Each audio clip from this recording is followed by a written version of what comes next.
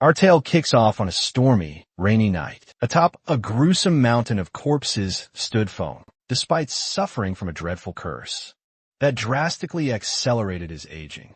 100-fold, he had somehow cleared the ancient god's ruins. A woman, dagger in hand, gazed at him with admiration, proclaiming him truly impressive, before snatching the divine artifact, the Eye of Judgment, for herself. Feng, gravely injured and teetering on death's brink, turned to Zhao, demanding why she betrayed him. Coldly, Zhao spat out the harsh truth. He was nothing more than an adopted child, merely taken in by her parents. She'd never once considered him her brother, since they shared no blood. A blond man named Song then appeared, resting a hand on Zhao's shoulder, while clutching the artifact.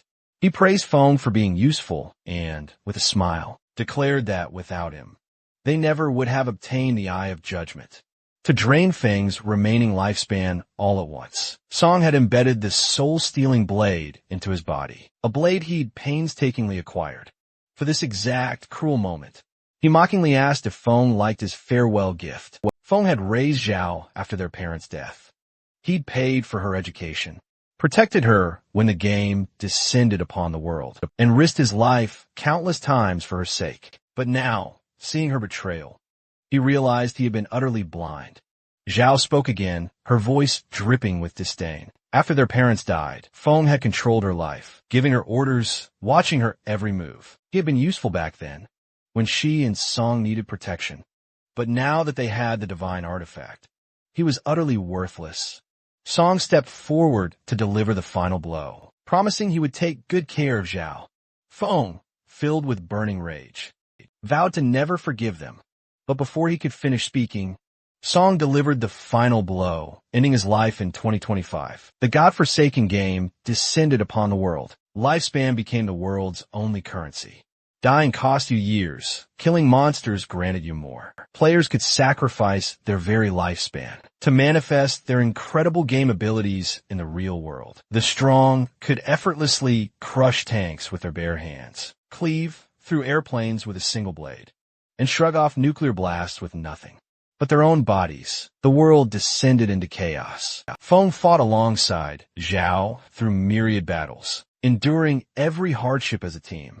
They steadily climbed the global rankings, eventually breaking into the top 100 powerhouses. After years of bloodshed and razor-thin escapes, Feng finally conquered the ruins of an ancient god and claimed the legendary divine artifact, the Eye of Judgment.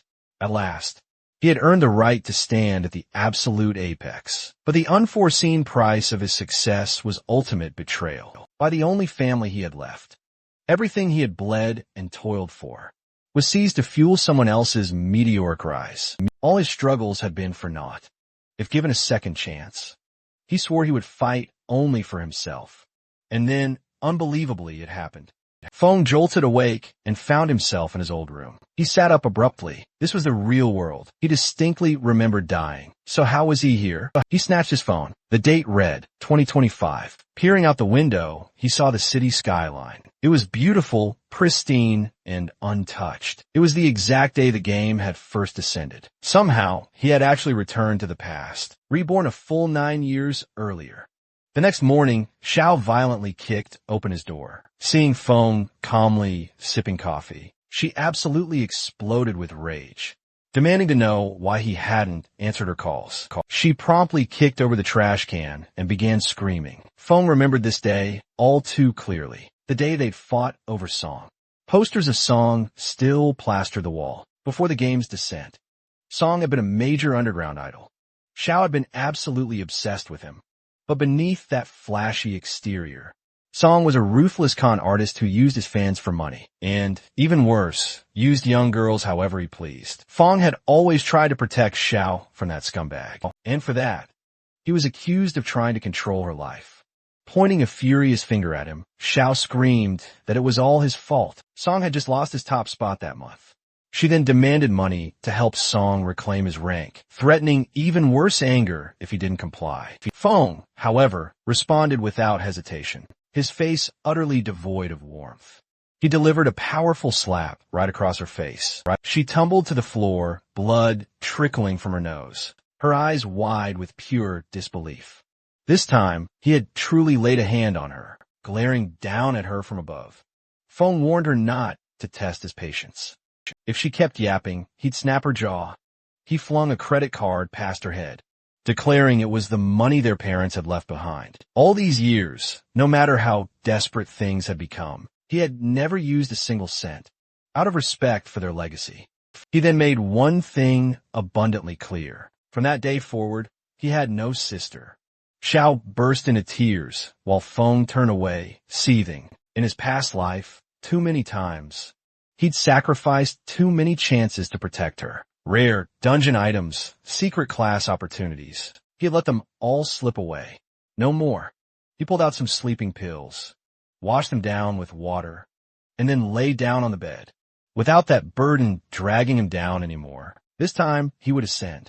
He would use his foreknowledge of the future and ascend straight to the top. Xiao could survive on her own. As for Song, Feng would personally take his head. Feng then drifted into a deep sleep, only to find himself once more within the Hall of Choices. The sight stirred a strange wave of nostalgia within him. The first time he'd stood in this place, he'd been completely paralyzed with nerves, taking hours to make his decision before stepping out. But things were drastically different now. Time mattered, and he wasn't here to hesitate. In his past life, he'd chosen the warrior class, strong, durable, perfect for someone who had to protect another. But that reason no longer existed. With no sister to shield, he needed agility, precision, and speed. So without a second thought, he promptly selected the assassin class.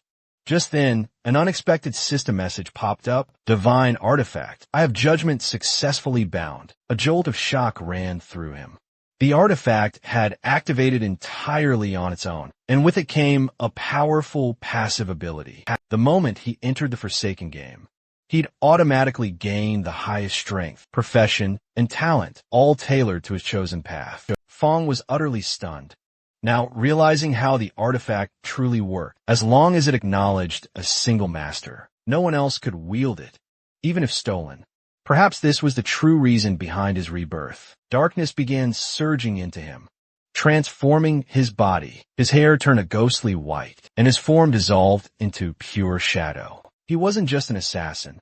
He had unlocked Shadow, a rare, high-tier hidden class, a complete departure from his past life's warrior role. The sheer power flooding him was absolutely overwhelming. He suddenly recalled how incredibly rare it was to awaken a hidden version of a class. Yet, the Eye of Judgment's authority had made it an absolute certainty. Another system message popped up, confirming it. The authority of judgment was a primordial force, older than laws themselves and beyond divine rule. While he couldn't actively wield this authority without first acquiring divinity, its powerful passive effect was already active. This stunning revelation left him utterly speechless. In his previous life, it wasn't until 7 whole years after the game arrived that a truly powerful player finally broke through the Forsaken realm and reached the realm of order. Only then did humanity learn of the concept of order. Yet, even back then, no one ever truly obtained the power of order. And now, at this very beginning, Fong had already surpassed it all. Now, his ultimate objective had become crystal clear. Survive the Forsaken realm, obtain divinity, and activate the authority of judgment. With the class selection now finalized, the system prompted him to choose a username. He hesitated, then decisively typed in Shadow, a perfect reflection of what he had become. He was instantly transported into the Forsaken realm, a broken, desolate land teeming with ferocious beasts, ready to devour his very lifespan. This was the battlefield, kill to earn tradable life. Die and lose half of your remaining time. Fong materialized in Shell Town, a fleeting sanctuary from the chaos. No monsters dared to prowl within its borders, and players were safe from each other as well. Within its boundaries, the terrifying lifespan decay was thankfully reduced to normal levels.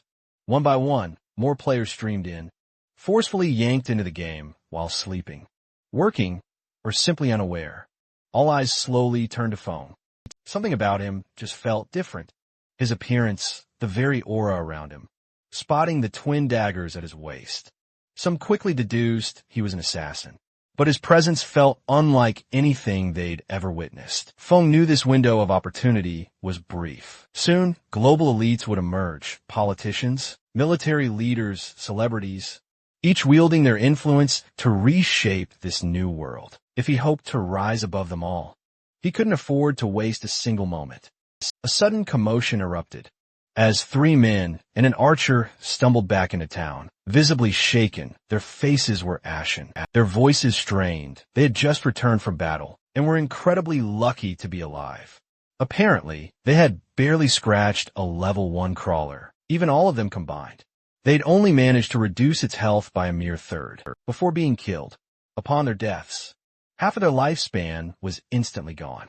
Desperate, they turned to the archer, a girl named Lizzie, asking what to do next. Feng quietly observed. Judging by her gear, Lizzie possessed a hidden class as well. She seemed to notice his gaze and offered a polite smile, proposing they form a team. She explained her group had already faced defeat and could offer valuable insight. Feng flatly declined. He had zero interest in teaming up with players who had already tasted failure. The others scoffed in disbelief, accusing him of faking being some kind of elite. As far as they were concerned, even 5 people couldn't defeat that low-tier monster. What chance did he possibly have, solo? Lizzie quickly accessed the system and learned his in-game name, Shadow. As Feng strode past them, heading for the town gates, Lizzie decided to follow, keeping her distance. She was incredibly curious. Maybe she could learn about monster behavior, or maybe just watch him crash and burn. This land, forsaken by the gods, was a grim and perilous place. Its very atmosphere instilled unease. Lizzie and her companions had started tailing Feng, and they did it quietly. She wasn't sure why she'd been dragged into this world, but years of online gaming experience had taught her one thing. Teamwork drastically increased survival chances. So almost instinctively, she'd gathered a party. However, the moment they left the town's safety, reality struck them hard. The very first monster they encountered wiped them out effortlessly. That's when Lizzie understood. This creature definitely wasn't for level 1 players to ever face. Her teammates, still reeling from their loss, were particularly upset when they noticed Feng's gear, while their group's assassin carried just a standard dagger. Feng was wielding a shiny short blade. Even more baffling was Feng's incredible speed. He moved with a swiftness that simply shouldn't have been possible at this early stage of the game. The group's assassin couldn't hide his jealousy. By rights, he should have had the highest agility, and yet Feng outpaced him easily. On top of all that, Feng's outfit was unlike anything they'd seen so far. Everything about him just fell off, as if he was on an entirely different playing field. That's what convinced Lizzie to keep watching. He might reveal something truly valuable. As Feng's eyes suddenly turned toward them, Lizzie tensed and quickly ducked out of sight, uncertain if he'd spotted them. But a moment later, he simply vanished. No sound, no trace. Just gone. Bewildered, Lizzie and her teammates scanned the area. The group's assassin recognized it first. Feng had used a stealth skill, likely a basic ability, that rendered him invisible for a short time. This confirmed a crucial fact for them. Feng had vanished into hiding, and clearly wasn't planning to return anytime soon. Seeing how things were unfolding, Lizzie wisely decided to retreat for now. Venturing out again so soon would be reckless, especially after they'd already suffered such a heavy loss. Their very lifespans had been halved.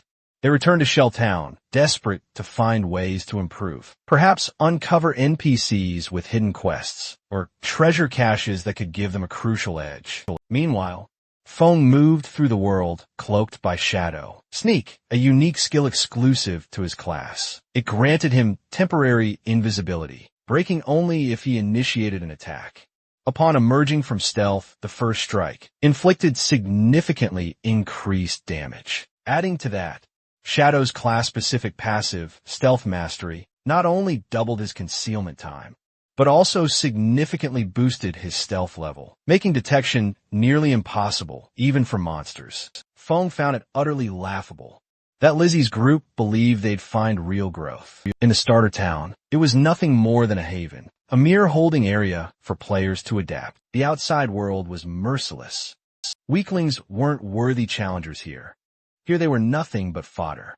A few moments later, the stealth effect wore off. While its duration wasn't long, its cooldown had already begun ticking. The moment it was first activated, it wouldn't be long before he could vanish once more. A window popped up, revealing Feng's current status. Codename, Shadow. Class, Shadow. Lifespan, 75 years.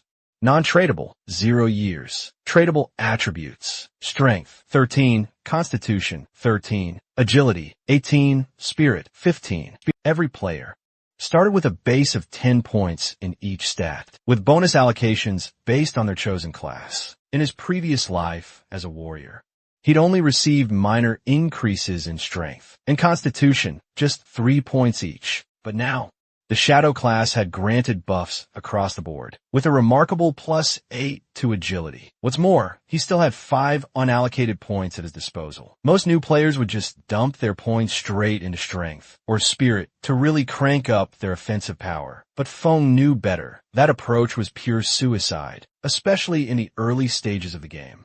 Monsters always hit way harder than any player could. The real key was simply not taking any damage at all. Without a moment's hesitation, he poured all 5 points into agility, boosting it to 23. Speed truly meant survival. His senses suddenly sharpened, snapping into focus. He detected movement lurking behind a nearby tree. It was a crawler, level 1.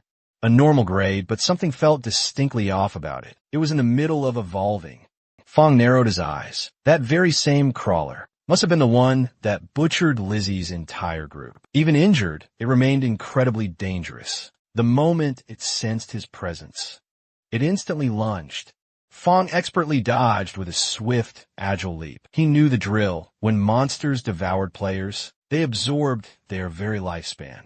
If they consumed enough, they could evolve without wasting any time at all. Feng activated his Shadow sneak skill, drew his trusty short blade, and vanished just as the crawler struck again. The creature hesitated, frantically scanning for him. It saw nothing, and then, from directly above, Feng reappeared midair and struck with deadly precision, executing a powerful stealth break attack. The blade plunged straight into the crawler's head, dealing a staggering 174 points of damage, more than enough to kill it instantly. He earned 10 experience points. He hadn't expected such a perfectly clean kill, but the precise location of his strike, right on the nape, had triggered a critical hit. A system prompt instantly appeared. The skill Backstab had activated, doubling damage if the attack came from outside the enemy's field of vision. The stealth bonus, Stealth Break Multiplier, and Backstab effect had all stacked together, creating an absolutely devastating force. Feng stared down at the crawler's crumpled corpse. He remembered struggling for dear life as a warrior, barely managing 40 damage, even with a critical hit. It took him an eternity to kill even a single crawler, and he'd almost died every single time. One strike, one kill. A glowing orb dropped. It was lifespan. Clenching his fist, Feng absorbed it.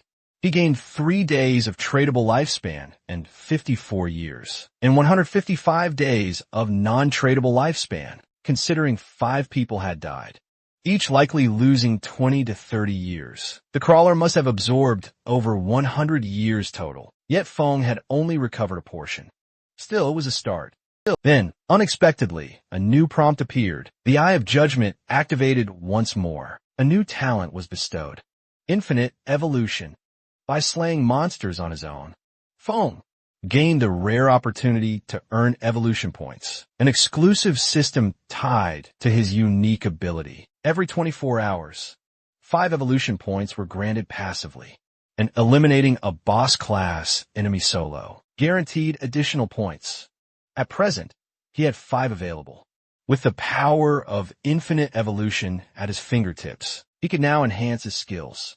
Something that was unthinkable in his previous life. Back then, no matter how rare, the loot or skill book dropped by monsters, its quality remained fixed. Nothing could surpass its inherent tier.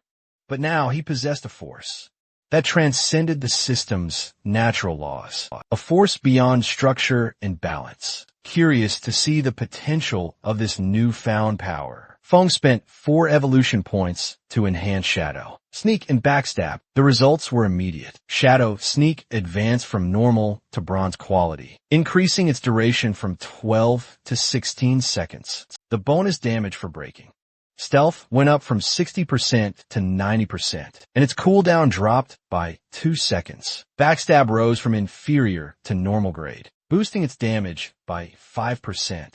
With these enhancements and stealth mastery, Shadow Sneak now lasted an astonishing 32 seconds. That meant he could practically maintain invisibility indefinitely, simply waiting for the cooldown between activations. If he'd had these upgrades earlier, he might have obliterated that crawler, even at full health with just 1 strike. Just then, a boy and a young woman strolled by, boasting loudly that this game wasn't as tough as people claimed. After all, even someone as scrawny as Feng had managed to solo a monster.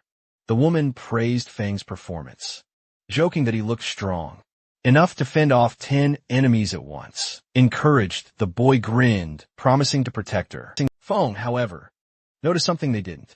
There was a creature lurking among the branches. The boy turned to Feng and casually asked if he wanted to team up.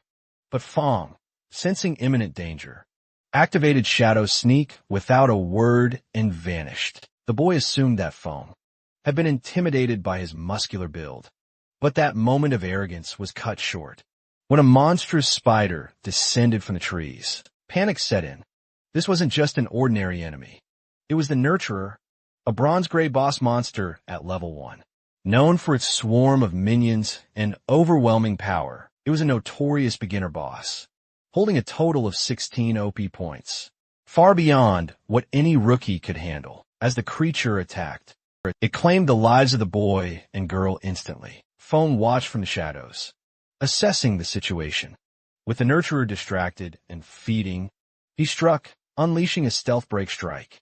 Feng drove his short blade deep into the spider's eye. The creature retaliated furiously, but Feng's swift reflexes and high agility allowed him to evade the counterattack, though he took 9 damage in the process. His assault had inflicted a staggering 338 damage, more than he expected. He knew that a direct hit from a boss would have killed him on the spot. Impressed by the potency of his new abilities, Feng noted the chaos unfolding. The enraged Nurturer was smashing trees, striking wildly to flush out its hidden attacker. Even its smaller spiders were now fully alert, making a direct approach far too risky. Seizing his golden opportunity, Feng lobbed a rock straight at the spider's abdomen. It landed perfectly right on target, causing a crushing 299 points of damage. He hurled a second rock, confirming his theory. The true power came not from the rock itself, but from the ambush strike, backstab, and weak point attack skills activating simultaneously. As long as Shadow Sneak was off cooldown, he could keep repeating this process. Wait, disappear, strike, and vanish again. The moment Shadow Sneak was ready, Feng launched yet another rock, this time scoring a solid 279 damage. He faded into the shadows once more, his simple strategy proving devastatingly effective. Hidden, silent, and methodical, Feng continued this routine until the final blow landed. Back in Shell Town, the system's leaderboard updated. A new name abruptly soared to the very top. The player known only as Shadow had just slain the bronze-gray boss, Nurturer, becoming the first player to reach level 2 and seizing the coveted top spot. Players across the town were absolutely stunned. Most hadn't even managed to handle common monsters yet. Many assumed it was a bug or some kind of system glitch. Lizzie and her party stared at the announcement in utter disbelief. They hadn't even survived their first fight, and yet the person they had briefly followed had already taken down a boss-class enemy. It felt utterly impossible. Meanwhile, the 2 players who had fallen to the spider respawned in Shell Town. Their faces were pale as they read the notification. They suddenly realized that the mysterious Shadow was the very same boy they had mocked in the forest. Back at the battle site, the system declared Feng's hard-won victory. He had earned a solid 300 experience points and received 2 evolution points. Additionally, the Shell Town reputation board unlocked, granting him 1 reputation point.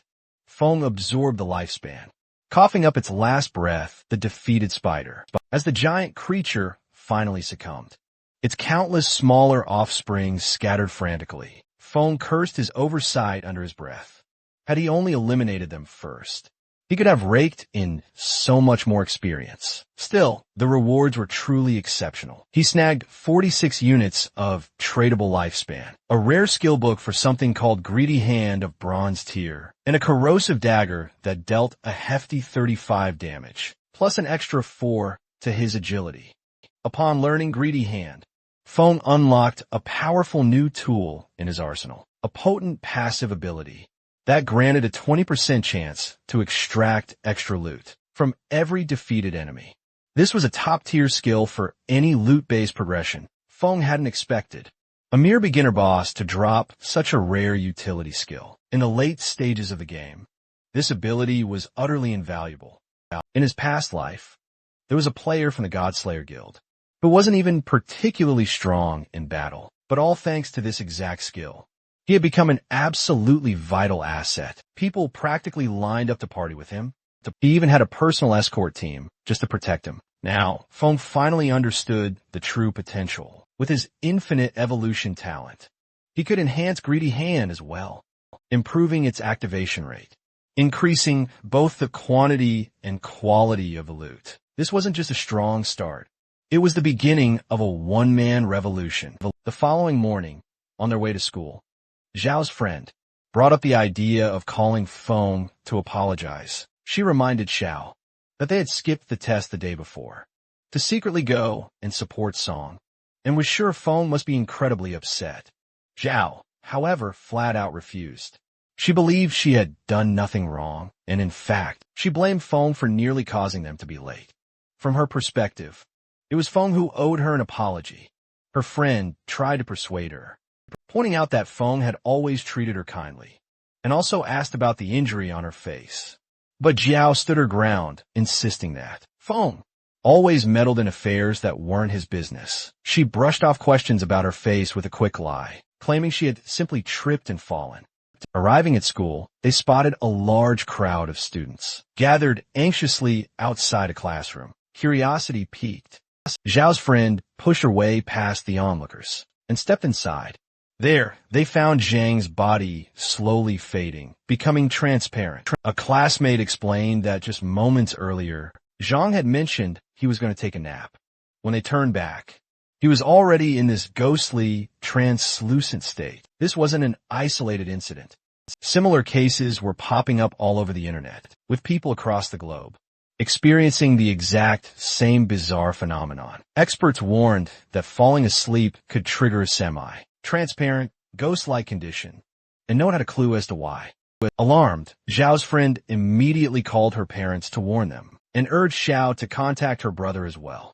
Just to be safe, Xiao, however, refused once more, declaring she'd rather see him dead than speak to him. Meanwhile, Feng had just successfully upgraded his skill, Greedy Hand, from bronze to gleaming gold quality, the chance of gaining an extra item.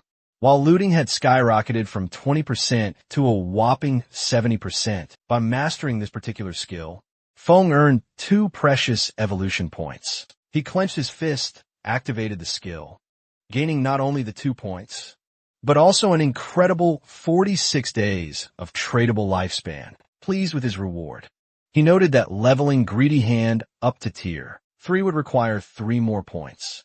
Once he reached that level, he'd have a 100% chance of extra loot. With every single kill, he was certain the world's governments had already caught wind of this escalating situation, and more players would soon flood into the game. He needed to move faster, much faster. Feng equipped a bronze-grade corrosive dagger, which boosted his attack by 35 points and his agility by 4. He activated Shadow Stealth to avoid monster detection. Aware, soon enough, people would uncover a secret that their skills and gear from the game could cross over into the real world, a revelation poised to throw everything into utter chaos. But to extract skills and equipment, Two crucial conditions had to be met.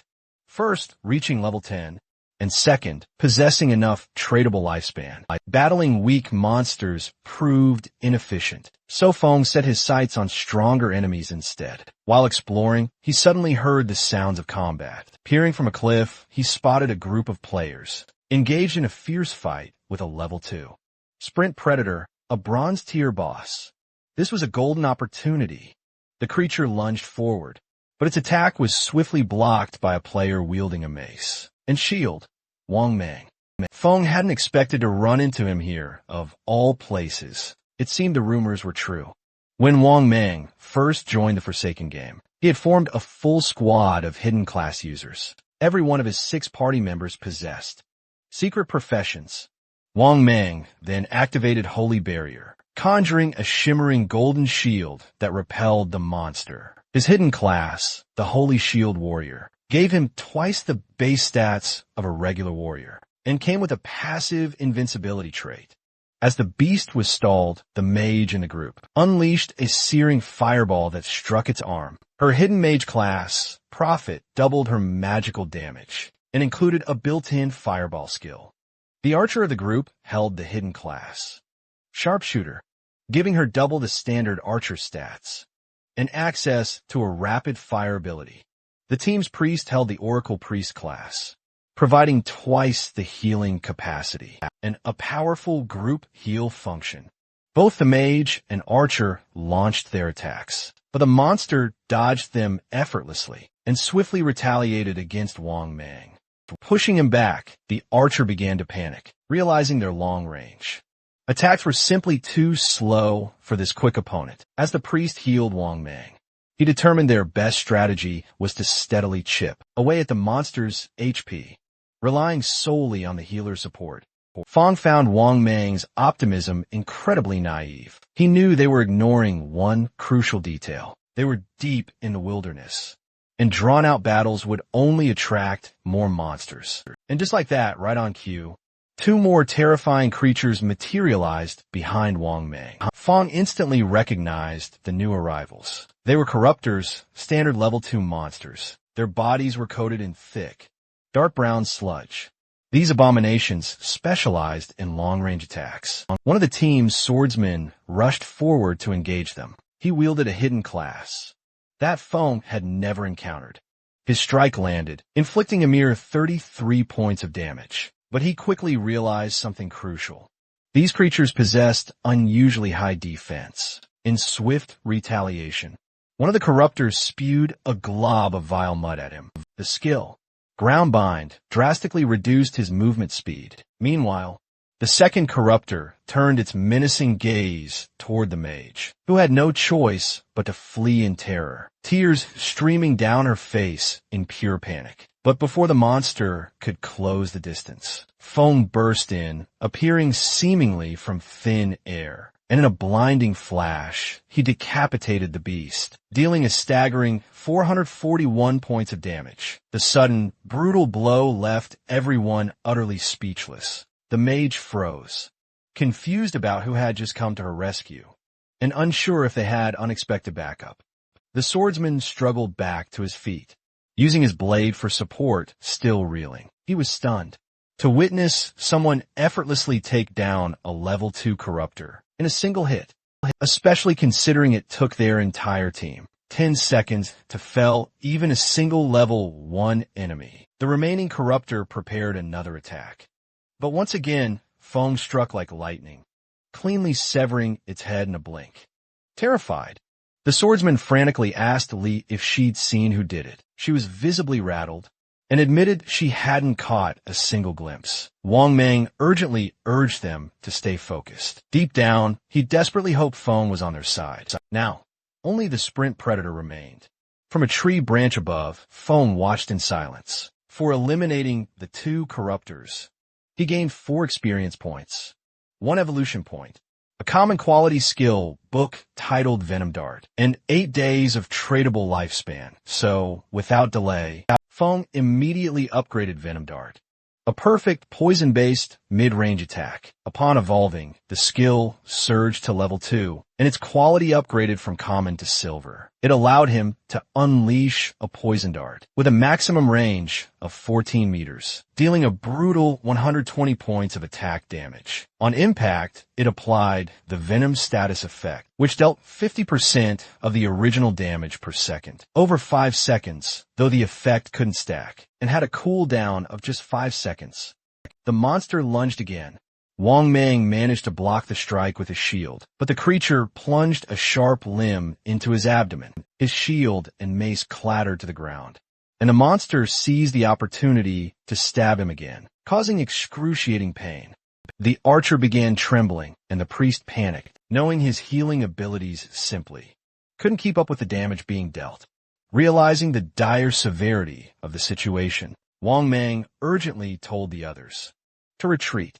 But just then, Feng fired a dart straight into the predator's skull. The attack dealt a staggering 845 points of damage, slicing the boss's HP in half. The mage and archer stood frozen, utterly astonished. The boss staggered, venom oozing from its wounds. Eventually it collapsed, suffering an additional 324 points of damage from the poison effect, which triggered repeatedly. Since Fong had dealt over 90% of the total damage, all the loot was his for the taking. For defeating the sprint predator, Fong earned 600 experience points. Reaching level 3, he also received 2 evolution points and 55 days of tradable lifespan. He hadn't anticipated that the poison's continuous damage over time would activate his class's passive ability. Thanks to stealth, he could now remain completely hidden while hurling darts endlessly. At this point, nothing in the early, even mid-game players could pose a serious threat to him. Just like that, a mountain of loot materialized beside the fallen boss. Wang Mang was absolutely floored by the sheer damage output he had just witnessed. Mere seconds later, the precious loot completely vanished from sight. He quickly got up, genuinely thanking Feng for stepping in. But Feng, ever cold and direct, warned them not to trust anyone so easily in the treacherous wildlands, leaving the entire team visibly shaken by his words. Wang Mang simply nodded, grateful for both the crucial help and the dire warning, and instructed the others not to disturb Feng as he collected his hard-earned spoils. He also made sure to add that if Feng ever needed assistance, he was more than welcome to come find him.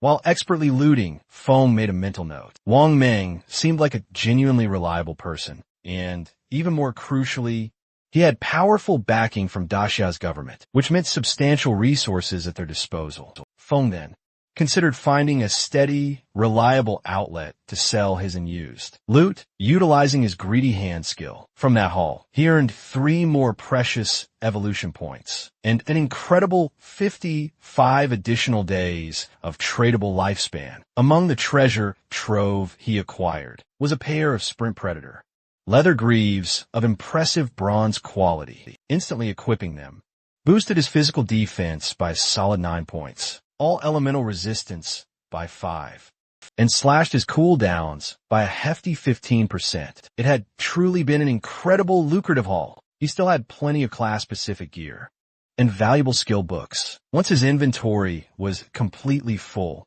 he quickly made his way back to town to trade it all in for precious lifespan. His eyes gleamed with fierce determination. This time, his growth rate was a staggering 100-fold, faster than anything in his previous life. Meanwhile, not too far from Feng's brutal battleground, another desperate group of players was struggling against a relentless onslaught of grotesque monsters. As even more enemies relentlessly poured in, they quickly realized they were vastly outmatched and desperately attempted to retreat. But before they could even escape, a terrifyingly much larger beast suddenly emerged. In an instant, it viciously lashed out with razor-sharp vines, cutting down the entire unsuspecting team. The players respawned back in town, visibly frustrated. Monsters always appeared in swarms, and when injured, they just bolt before anyone could finish them off. Rumors had it that only reaching level 3 would allow players to log out, but that goal felt more unreachable by the minute. Some players suggested increasing their party sizes, arguing that teams of 3 weren't sufficient, and that groups of 6 or 10 might stand a better chance. But others disagreed. One player mentioned witnessing a group of 10 getting completely wiped out and pointed out that larger gatherings risk triggering boss spawns. Recently, a party of 40 had stumbled upon a curse master, and over 30 of them had been instantly wiped out by a single attack. Elsewhere, Lizzie and her team had also returned to town after yet another failed attempt. The situation was dire. Without reaching level 3, there was no way to escape. Everyone had ended up inside the game. After falling asleep, meaning only their consciousness was here. If they couldn't log out, their physical bodies would eventually starve.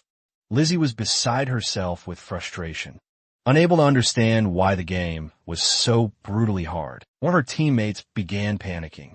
They'd already died 3 times, and their non-tradable lifespan had dropped below 10 years. At this rate, they were facing death in both the game and reality, even if the connection between the two wasn't fully understood. Lizzie knew they couldn't afford another death. Then, she noticed something strange.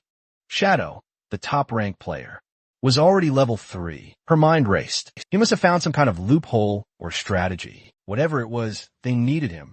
Desperation turned into determination as she clenched her fists and gave her team a clear order.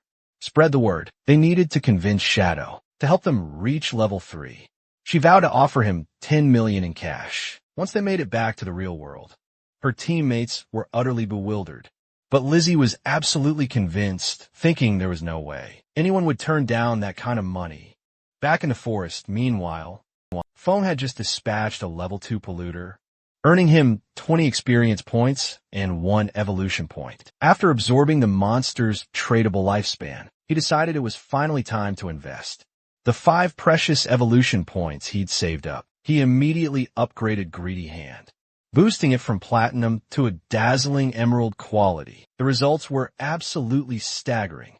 The extra loot chance now rocketed to an incredible 160%, and even better, there was a 20% chance that the bonus item would drop at a higher tier. Phone was absolutely in awe. With further evolution, the odds could hit 200% or even higher. This skill was becoming wildly, impossibly overpowered. As the rain poured down, something unusual caught his eye. It was none other than the Curse Master, the very same boss that had obliterated the team of 40. The bronze tier boss was actively roaming through the forest, absorbing life force. As it prepared to evolve into silver tier, Phone wasn't surprised at all. Its immense power perfectly explained the previous massacre. However, his inventory was already completely full. Killing the boss now would be utterly pointless, since he wouldn't be able to claim any of the loot. So, he wisely marked the boss's location on his map, planning to return once he'd cleared out some space. Meanwhile, back in town, news had spread like wildfire through the town. Someone was offering a whopping 10 million for Shadow, the mysterious top player, to help them power level. With people dying and losing lifespan every single day, the wealthy were already scrambling to find a way out. The poor, however, were being left behind. Amid the growing chatter, Phone calmly strolled into town, instantly turning heads without saying a single word. He then opened the market stall function. Through the system, a notification then blared across the entire area, announcing that equipment and skill books would be on sale for the next 10 minutes. Gasps immediately echoed through the stunned crowd. Phone was not only equipped with 2 pieces of bronze tier gear, but he was selling 2 more. The crowd could barely believe their eyes. Someone among them had already slain a bronze tier boss. One of the nearby players wondered aloud, why is Fang's face hidden? And someone quickly explained, he'd activated the face concealment feature, which syncs his in-game appearance with the real world. Meaning Phone chose to stay anonymous. A mage wandered up to a stall, her eyes lingering curiously on one of the items, before asking the price for the icicle spell. Phone told her it cost 100 days of tradable lifespan. She was Grey Rose, currently ranked 11th in Shell Town, also using face concealment. For her, the price seemed excessive, so she tried to negotiate, but Phone was firm, saying the spell was a basic one that significantly boosted early game grinding for mages, and 100 days was already more than fair. She asked if she could pay in real currency, but Feng refused, advising her that if she had money to spend, she should buy tradable lifespan and return with that. He wasn't planning to sell to anyone else. In the meantime, unless they paid more. She paused to think and reached out to her teammates. Through their group channel, they'd managed to reach level 2 rapidly. Under her guidance, so no one objected. With the icicle spell, they'd have an even better chance of making it to level 3, which was what truly mattered. She told them to send her their tradable lifespan, promising to compensate them with real cash. Once they escaped, she collected the 100 days and handed it over. Feng accepted the payment, thinking that if they were all level 2 already, they must have cleared dozens of crawlers by now, meaning their overall lifespan reserves were probably far higher. With the deal done, Feng's tradable lifespan jumped from 268 days to 368. That's when Lizzie arrived. She was relieved to have finally found Shadow. Smiling confidently, she made him a proposal. If he helped her get to level 3, she'd give him 10 million in cash. Once they were back in the real world, the nearby players were utterly stunned. Lizzie was far from an ordinary individual. In Feng's previous life, though, she'd been the ruthless leader of a major criminal group, which was eventually crushed by the state. She grandly declared her father was the head of the Zhong Industries, and when Feng didn't look convinced, she insisted he look her up. It was infamous how she used money to lure players into selling away their lifespan, only to later abduct them for forced labor. Those who resisted were never heard from again. Feng chillingly dismissed her. To him, she was nothing but trash. Lizzie still tried to win him over, argued that while Shadow might be strong here, no one truly knew the game's full rules yet. She tried to tempt him once more, promising him luxury cars, houses, women, whatever he wanted, but Feng didn't budge.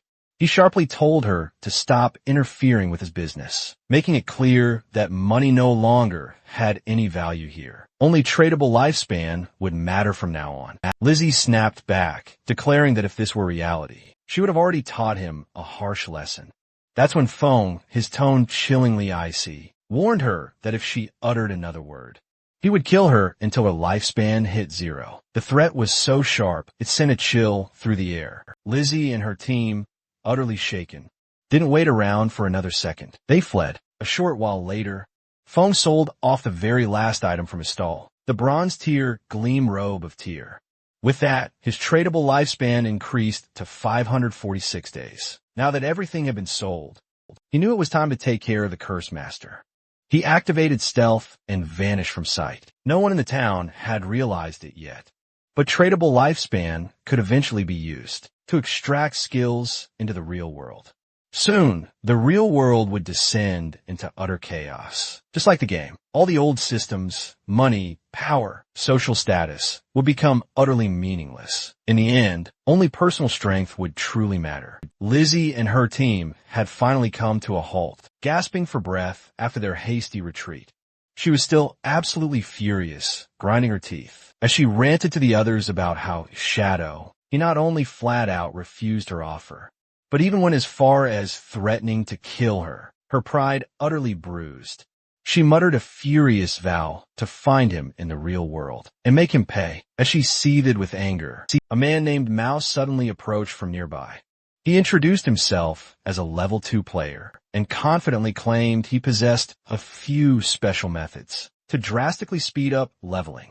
Without wasting a single moment, he asked if he could take the very offer Shadow had just rejected. He wanted the 10 million in exchange for helping them quickly reach level 3. Feeling suspicious, Lizzie asked exactly what kind of special methods he was talking about. Mao smirked and said that normally he wouldn't typically share his secret techniques with others, but he was willing to make a rare exception this time.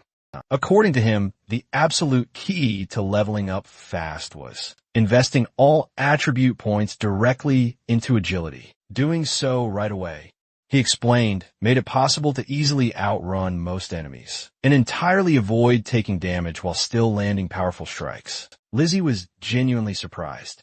She had been dumping all her points into strength, assuming brute power was the only way to survive. Though skeptical, she reluctantly agreed to let Mao join them, but firmly insisted on paying only 5 million instead of 10, since he clearly wasn't on Shadow's impressive level. Mao didn't argue a bit. He pointed out that Shadow may have been incredibly powerful, but turning down that much money was still utterly bizarre. Meanwhile, Feng had returned to the exact spot he'd marked earlier. Remaining hidden in stealth, he meticulously observed the scene. The boss monster, now shrouded by an even thicker, ominous mist, had already advanced to silver rank. It was still rapidly absorbing energy and climbing toward gold. Feng absolutely didn't want to wait. 7 or 8 agonizing hours for the evolution to finish. He quietly activated his lethal venom dart and launched a devastating surprise hit, dealing a massive 659 damage from the bonus stealth strike, while still fully cloaked in stealth. The poison quickly followed up, ticking away at 219 damage per second, without losing a single ounce of momentum. He swiftly dashed forward, utilizing his shadow sneak skill, aware that silver-tier bosses possessed double, or even triple the health of their bronze counterparts. Suddenly, the monster began siphoning in immense energy. Its hands pulsed, swelling with eerie arcane light. As it prepared for a massive, destructive assault, Feng immediately realized this one was a magic specialist, and could unleash devastating area of effect attacks. After launching yet another venom dart, he strategically pulled back, narrowly avoiding being caught in the explosive blast zone. Safe and unseen, he grimly recalled that, given his current gear and HP pool, a direct hit would guarantee instant death. The boss began charging power again, preparing for another sweeping area attack. But Feng, ever patient, held his ground, expertly weaving across the battlefield, counting down the crucial seconds on his skills. His crucial skill, Hidden Shadow, wasn't off cooldown yet. He had to wait for the boss to make a critical slip-up. At last, the colossal beast stumbled, distracted for just a critical second. That's all he needed, without a moment's hesitation. Feng surged forward, unleashing another venom dart. The shot hit true, and poison once again began eating away at the monster's health. Watching its HP rapidly plummet, the boss panicked, trying to make a hasty escape. But Feng was not about to let that happen. Sticking close, eyes sharp, movements precise, he waited for the perfect final opening. In a blur, he instantly reappeared atop the monster's head, slamming it down with vicious, brutal force. The system instantly chimed in. He had killed the silver-ranked boss. A cascade of notifications popped up before him, confirming he'd gained 1,800 experience points, enough to boost him from level 3 straight to level 5. Plus, he bagged 4 evolution points, and a massive bonus of 124 days of tradable lifespan. Feng let out a triumphant little laugh, blown away by the rewards a single boss could offer. As the monster's body disintegrated into a pile of loot, he deployed his upgraded Greedy Hand skill, and with a subtle shimmer in the air, the system quickly confirmed. Every single item had been instantly collected. The loot haul was far better than Feng had expected, besides the evolution points and lifespan gained from taking down the silver boss. He had just earned an extra 4 points, and another 124 days of tradable lifespan. It was essentially double the reward, and the unexpected windfall brought a grin to his face. 2 major bonuses in 1 kill. He couldn't complain. Doing the math, that single battle had given him a total of 12 evolution points and a staggering 372 days of lifespan that he could trade while he was still processing the generous outcome. Another notification popped up. Apparently, Greedy Hand's secondary effect had activated, upgrading one of the looted items from silver to gold grade. Feng raised an eyebrow, impressed. So that's why Greedy Hand was rated a Jade tier ability. It wasn't just about getting extra loot, but enhancing its quality as well. His attention returned to the battlefield. Scattered across the forest floor were 7 or 8 equipment drops, each glowing with their respective rarities. But a new problem emerged. His inventory only had space for 10 more items. If he had to run back to town every time he downed a boss, it would be a huge waste of time. A spatial ring or any portable storage solution would have solved this instantly.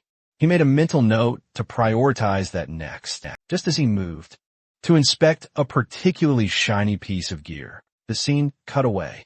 Back in Shell Town, a flicker of light announced the arrival of the mage. From Wang Mang's squad, relief was clear on her face. She made it back all thanks to Wang Mang's leadership. One by one, the rest of the team appeared beside her. They voiced their gratitude, acknowledging that without him, they wouldn't have made it to level 3, let alone survived the journey back. But Wang Mang downplayed the compliments, insisting their success was the result of collective effort, not just his guidance. Still, the mage seemed troubled by something. She let out a small sigh, admitting she regretted not adding Feng as a friend. Back in the forest, perhaps it was the mud she was absolutely caked in. She joked, making her teammates chuckle. One teammate gave her a wink and remarked that now, all cleaned up and in her upgraded gear, she'd probably make a much better impression next time. Their conversation was abruptly interrupted by a town-wide announcement. The leaderboard had just been updated. A hush fell over the plaza as players devoured the message. Shadow had reached level 5. The shock was instant. People immediately started whispering. How'd he climb 2 levels so quickly? Someone guessed he must have brought down a boss monster.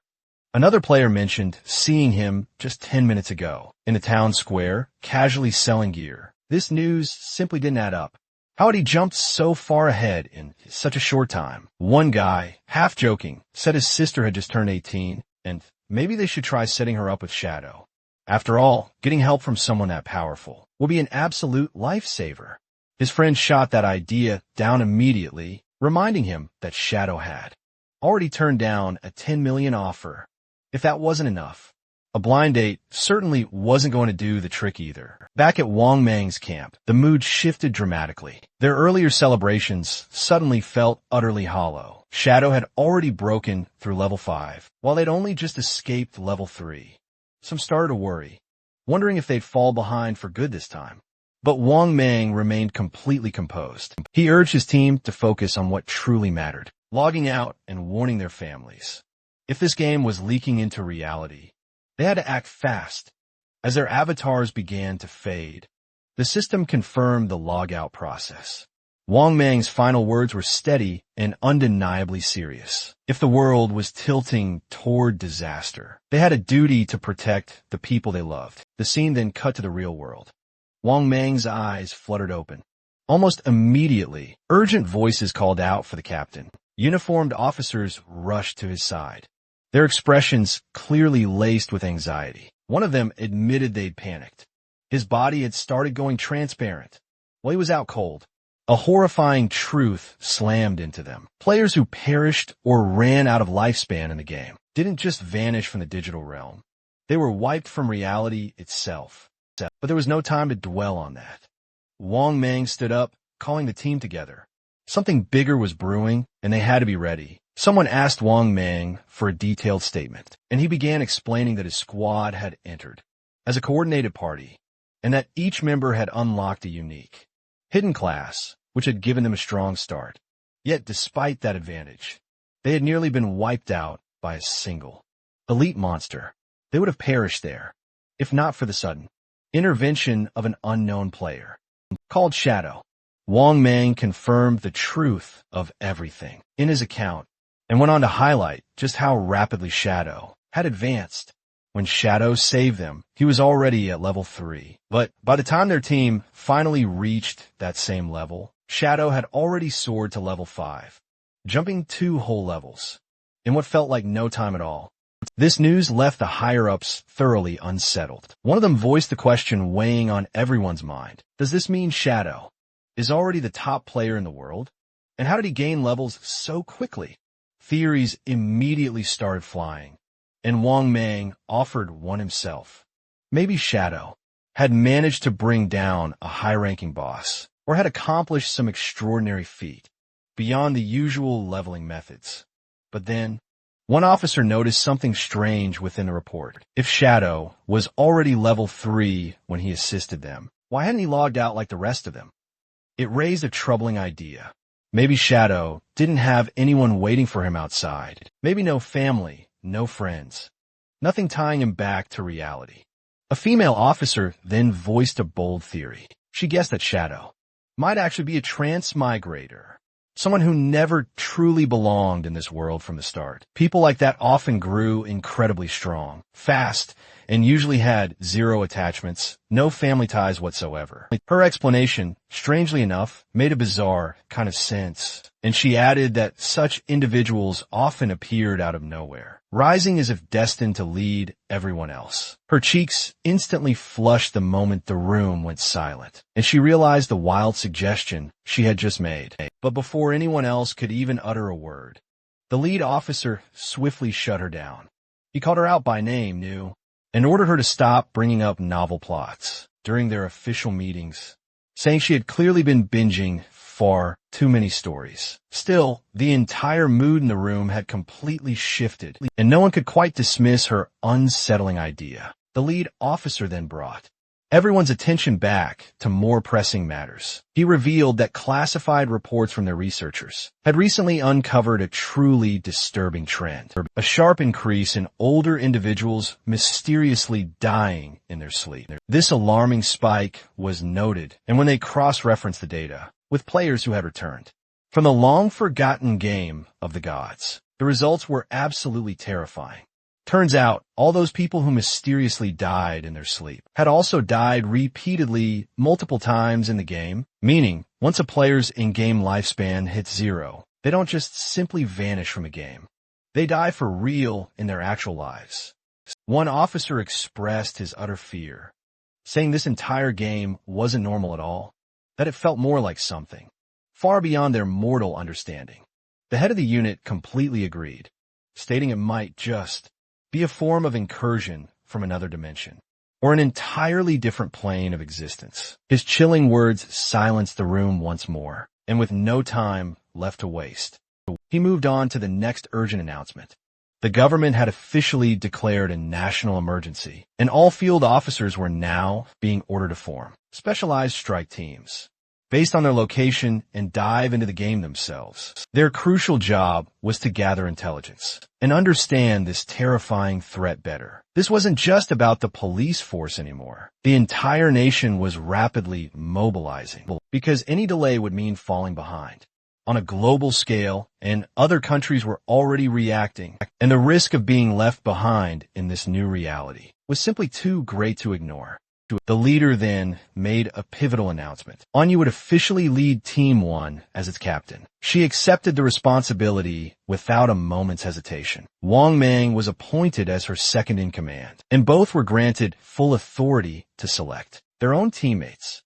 Wang Mang nodded, comprehending the immense weight of their new roles. The officer then shifted focus back to the mysterious Shadow, based on Wang Mang's detailed description. Shadow didn't appear to harbor any hostile intentions, at least not yet, making him a potential, invaluable ally. The directive was crystal clear. Yu and Wang Mang were to locate him, forge a relationship if at all possible, and ultimately bring him over to their side. The officer then elaborated that Yu's appointment to leadership stemmed from her profound grasp of game theory and narrative tropes, making her uniquely suited to understanding someone like Shadow, someone whose incredible progress and skills felt more like fiction than verifiable fact. If they succeeded, they would gain an absolutely invaluable asset, someone who could potentially serve as their representative inside the game itself. The other officers, meanwhile, were instructed to maintain civil order in the real world and prevent any widespread panic from erupting. With those final words, the crucial meeting came to a close as the sun began its descent outside, casting a warm, golden hue across the sprawling city. The officers quietly braced themselves for the unknown future. The very next morning, the scene shifted to a bustling high school classroom where the protagonist's younger sister sat quietly at her desk, surrounded by the usual lively chatter of her classmates. A nearby group was buzzing with talk, excitedly sharing a surprising bit of news. Apparently, Zhang, the student whose body had begun expanding, had miraculously reached level 3 and safely logged out. He had also shared an incredibly curious discovery that if multiple individuals from the same general area went to sleep at the exact same time, they would all awaken in the very same starting village within the game world. The idea filled the room, sparking a mix of excitement and undeniable concern. One girl, visibly anxious, spoke up, saying she just couldn't leave her parents out of this. She wanted to bring them into the fold, but was terrified they'd get hurt, given their complete lack of gaming experience. Another student quickly disagreed, arguing they shouldn't rush to involve their families yet. They needed to grow stronger first, and only then protect others once they were truly ready. Meanwhile, the protagonist's sister stared at her phone, her heart heavy with frustration. Her brother still hadn't messaged her back. Not a word, not even a single apology for hitting her. The silence was absolutely unbearable. This wasn't like him at all before. Whenever they fought, or even when she messed up, he would always patch things up somehow. But now, nothing. Not a text, not a call, not even a flicker of regret. Their parents had never once hit her, yet her brother had raised his hand, and now he was pretending nothing had happened.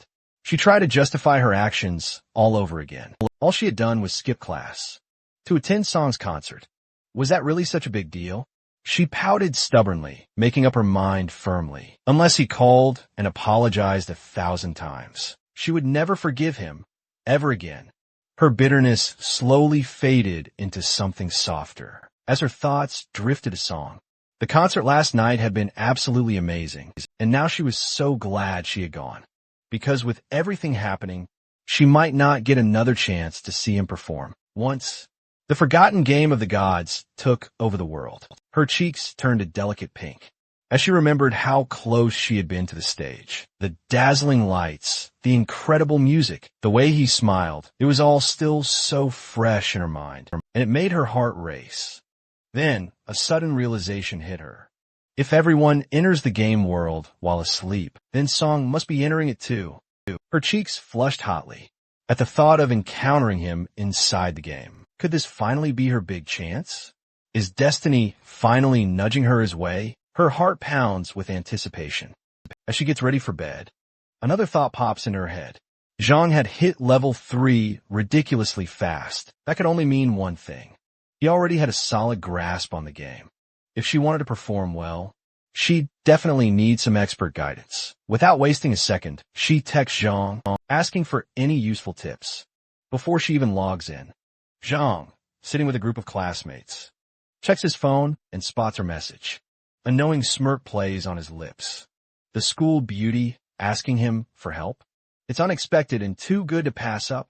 He knows this is a golden opportunity to connect, no matter what form it might take. He quickly replies, assuring her she's come to the right guy. His main tip for when she starts the game: she should dump all her initial attribute points into agility. Without it, she won't be able to outrun the early game monsters, and will just keep getting killed. She's surprised. But wouldn't that be a problem if she chose a mage class? Zhang confidently reassures her. Agility isn't just for physical fighters. Mages benefit from it too, especially since it boosts casting speed, which makes a massive difference early on. Still doubtful, she asks what to do if even that doesn't help. Zhang replies with unwavering confidence. She has nothing to worry about. Once someone in their starting village hits level 5, a teleportation portal will unlock, linking all beginner villages. After that, she can team up with stronger players to level up faster. He even promises to find her once the teleport system goes live. Hearing that, her worries vanish. Lying in bed, she smiles. People like Zhang are incredibly convenient. It looks like she already has a reliable support system. But just before she drifts off to sleep, another brilliant plan takes shape. This is absolutely perfect. She'll dive into the game before her brother does, level up faster and grow stronger. And once he finally joins, she won't lift a single finger to help him. No guidance, no handouts. He'll have to survive entirely on his own. Satisfied with that thrilling thought, she drifts off, her heart brimming with pure excitement for the game world that awaits her. Meanwhile, the story shifts back to our protagonist, who stands victorious over the corpse of a defeated boss monster. Among the scattered loot, a glowing ring catches his eye. As he picks it up, a system message pops up informing him he's acquired the cursed ring, a rare gold-tier item. It's a universal accessory that boosts all primary stats, strength, agility, intelligence, and endurance by a solid 8 points each. In total, that's a massive 32 extra stat points. It also raises dark element resistance by 26 and boosts weak point damage by a whopping 50%. The only requirement? The wearer must be level 4 or above. He scans the item carefully. The stat bonus alone is worth nearly 3 full levels, with the added elemental defense and increased precision damage. This ring is clearly a powerhouse asset without a moment's hesitation. He puts it on and prepares to move forward. Another system alert soon appears. He has unlocked a brand new skill, Instant Shadow Slash. A silver-grade ability clearly meant for assassin builds. The skill unleashes a rapid series of slashes in a straight line, covering up to 15 meters. Enemies caught within its 2.1-meter wide arc are struck 3 times each hit, doing 100 base damage and counting as a backstab. The skill also grants 5 seconds of brief invisibility. Its only downside, it can't target weak points, and it has a 12-second cooldown. It's a skill packed with potential, solid damage, area control, and a brief window of safety. He learns it immediately, still holding a few evolution points.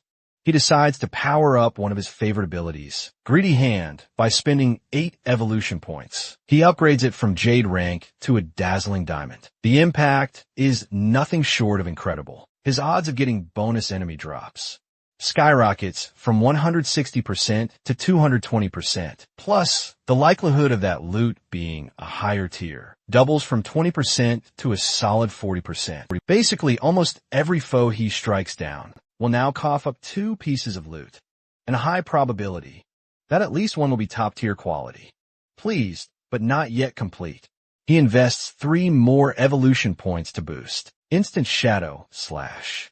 This skill's range stretches from 15 to 21 meters, and its devastating slash path widens to 3.1 meters. Damage per hit blast from 100 to a massive 200, and instead of just 3 paltry strikes, foes now get smacked 5 times. The cooldown slashes down to just over 10 seconds, and his invisibility duration now stretches to a full 7 seconds. Remarkably, every hit still triggers backstab effects, even if it doesn't hit a critical weak point. Scanning the rest of the items, he spots mostly junk, but one item truly stands out. A silver-grade warrior skill book, Battle Roar. He can't wield it personally, but he knows it'll fetch a great price when exchanged for tradable lifespan. No sooner has he finished sorting through the loot than something immediately catches his eye. Far off in the distance, 3 colossal creatures lumber toward him. He instantly recognizes them. Limb crawlers, dangerous level 4 beasts, infamous for their grotesque appearance and wildly unpredictable attacks. But rather than flee, he sees this as a perfect chance to test his newfound strength. He activates Instant Shadow Slash and vanishes into a swift blur of motion. An incredibly rapid chain of slashes tears through all 3 monsters before they can even register his presence. As their monstrous bodies collapse to the ground, the system excitedly informs him he's earned a tidy 80 experience points and 5 bonus days of tradable lifespan. Amidst the wreckage, he stands. He senses a strange, ominous energy emanating from himself. His power has surged immensely. He ponders for a moment. If he combines Poison Dart with Instant Shadow Slash, he could potentially wipe out enemies before they even fight back. It's a truly deadly combo. Checking his lifespan count, he sees he has 618 days remaining. But to bring game, abilities, and items into the real world, he'll need at least 900. That's roughly 2.5 more years.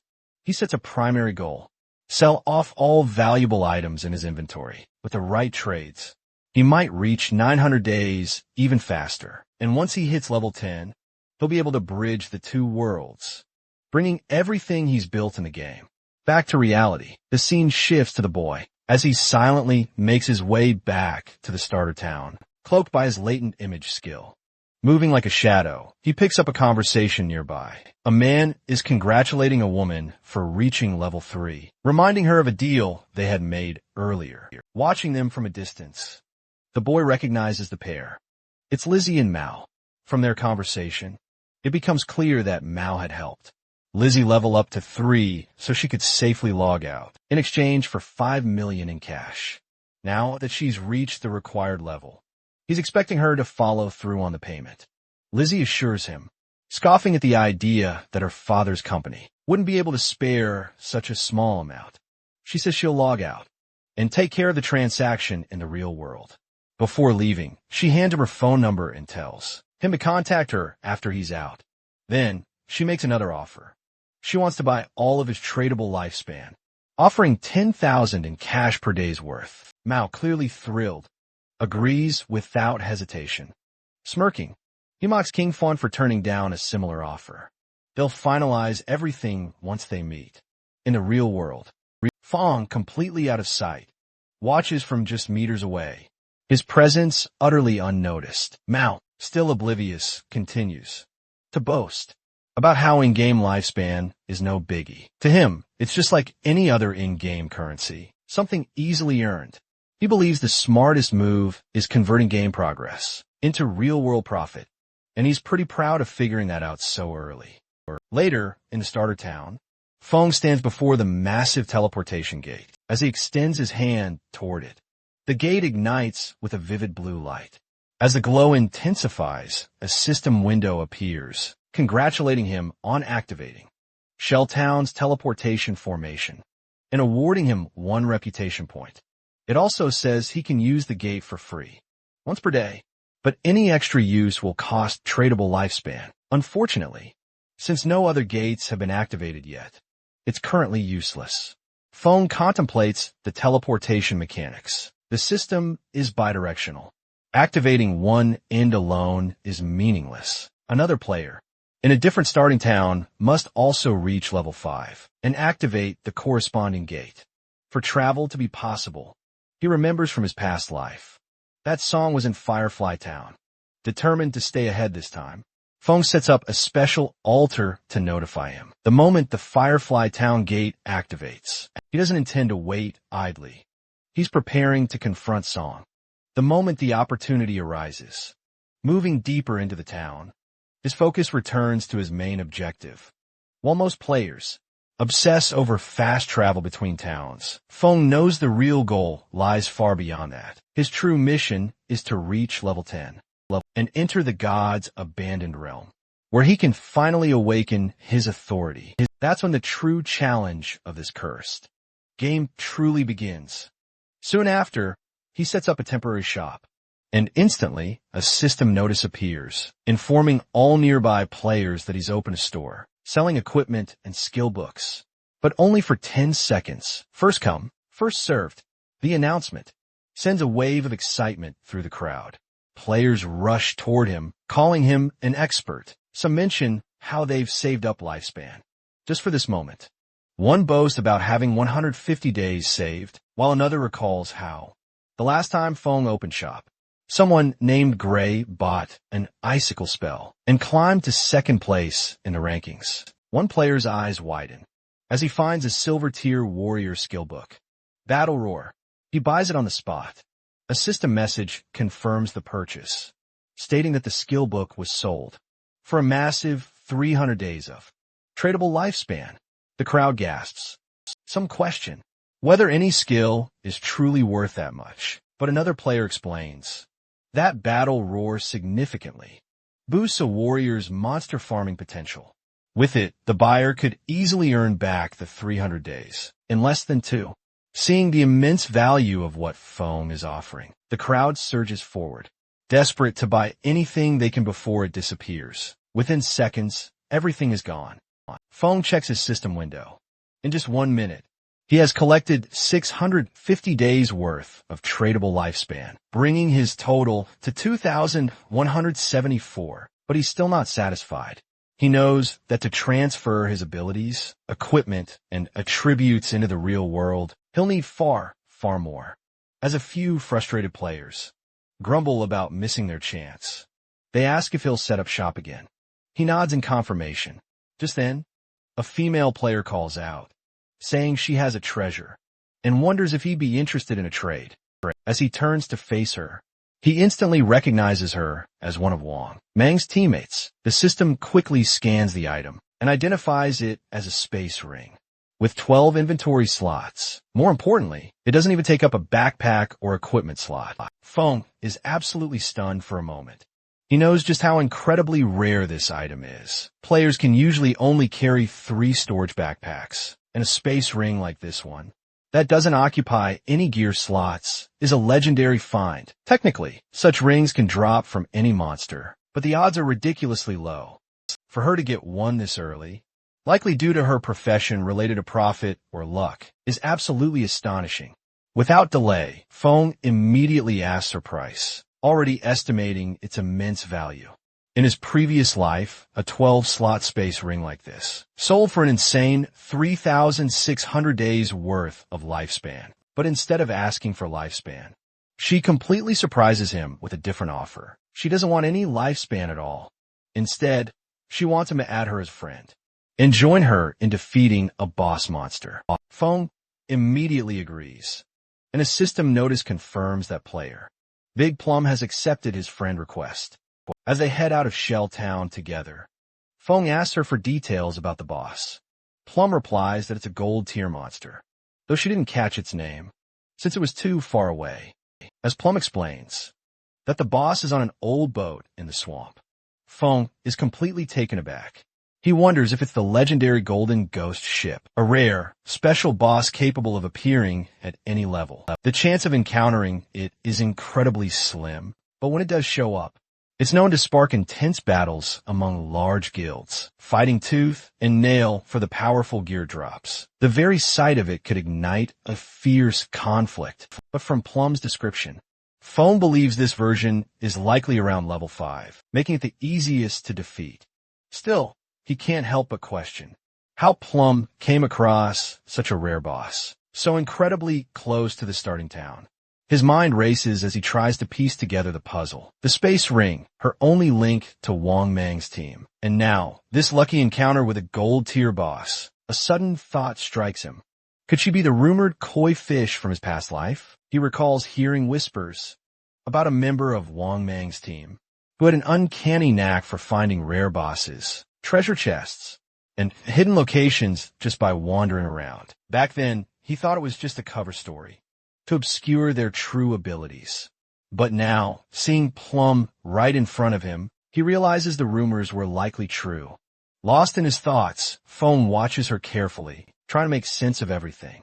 Plum notices his intense gaze and blushes, asking why he's staring at her. Feng quickly snaps out of his reverie, assuring her it's nothing, and refocusing on their journey. As they pass through the main gate of the starter town, they remain completely unaware of a figure lurking nearby. It's a bald player who's been watching them closely. From behind a tree, the scene shifts to a group of rough-looking players, led by a long-haired man, who speaks confidently about his past victories, such as leading his team to conquer the overlord of Sand City. He tells his followers that if they stay with him, they'll succeed in the game. Just as he's about to continue, the bald player watching Feng rushes back with the news that Feng has left town with a girl. The leader grins, thinking Feng is just another young player, distracted by a pretty face. Without hesitation, he gathers his group and orders them to move out. It's time to act. Meanwhile, as Feng and Plum continue their journey, Feng outlines his terms for helping Plum's party. He agrees that any equipment or skill books the boss drops that Plum can use will go to her, but the rest will be his. Plum thinks it over and asks about what the other party members, like Wang Mang, will get out of the deal. Feng explains that, since their party members play different roles, there's no guarantee assassin gear will even drop. And if it does, It wouldn't be fair for him to fight for something that won't benefit him. Understanding his reasoning, Plum agrees to the terms, but adds a small request. If any gear drops for her, the captain, or other party members, she asks if Fong would sell it to her at a discount. Fong agrees, and Plum mentions they'll wait for Wang Mang and the rest of the party to log back in before heading to the boss's location. After walking for a while, Plum realizes she has no idea where they're even going. Only then does Fong reveal their destination. They're heading to fight a gold-tier boss monster. Plum is taken aback by the sheer audacity of this plan. Fong is an assassin, and she's a mage. She can't take a hit from such a powerful foe, or facing a gold-tier boss with just the two of them seems like a death wish. But Fong remains completely calm and assured. He explains that he doesn't intend for her to fight at all. His plan is to tackle the boss alone, while she stays at a safe distance and watches. Despite Feng's confidence, Plum can't believe it. She knows he's strong, but defeating a gold-tier boss solo is unheard of. As she prepares to ask him more questions, Feng suddenly stops, sensing something. Without a word, he activates his latent image skill and vanishes into thin air. Plum is left standing there, utterly stunned. Moments ago, he was right beside her, but now there's only empty space. She calls out for him, but there's no answer. Meanwhile, the group of bald-headed players continues to observe. From a distance, their leader smiles, confident in their advantage. But then, one of his men notices something strange. Feng has disappeared. The leader dismisses it, thinking Feng must have tricked Plum, and left her behind. With a wicked grin, he orders his group to move in and capture Plum first, planning to have some fun before anything else. As they close in, the leader reminds them that sticking with him will guarantee a good life, and that even women are falling right into their laps. But just as they close in, a shadowy figure solidifies right before them. The leader freezes dead in his tracks. His confident grin vanishes as he stares into the swirling dark aura. Pure confusion flashes in his eyes. But before he can even react, Feng unleashes his instant shadow skill, and in the blink of an eye, the fight is over. A cold gleam slices through the air, and the entire group collapses, lifeless to the ground, before they even knew what hit them. Feng steps back, melting into the shadows, disappearing without a trace. A system notification instantly pops up, confirming his successful kills and awarding him 12 days of tradable lifespan. Feng glances at the fallen bodies, but pays them little attention. Their meager loot is barely worth anything. Taking them down felt like hunting mere, low-level monsters. Feng reappears beside Plum, who is still completely unaware of what just happened. She immediately grills him about his sudden disappearance, and Feng nonchalantly explains that he sent a few followers back to town.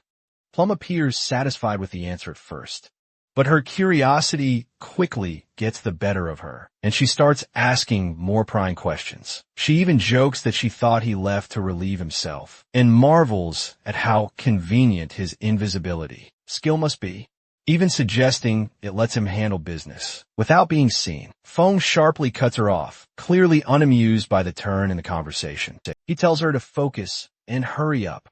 They still need to reach the gold-tier boss monster. Meanwhile, back in Shell Town, the ground begins to glow faintly, signaling the arrival of a new player. It was Feng's sister, who had just spawned with the healer class. Her eyes widen in pure astonishment as she spots a magical staff nearby.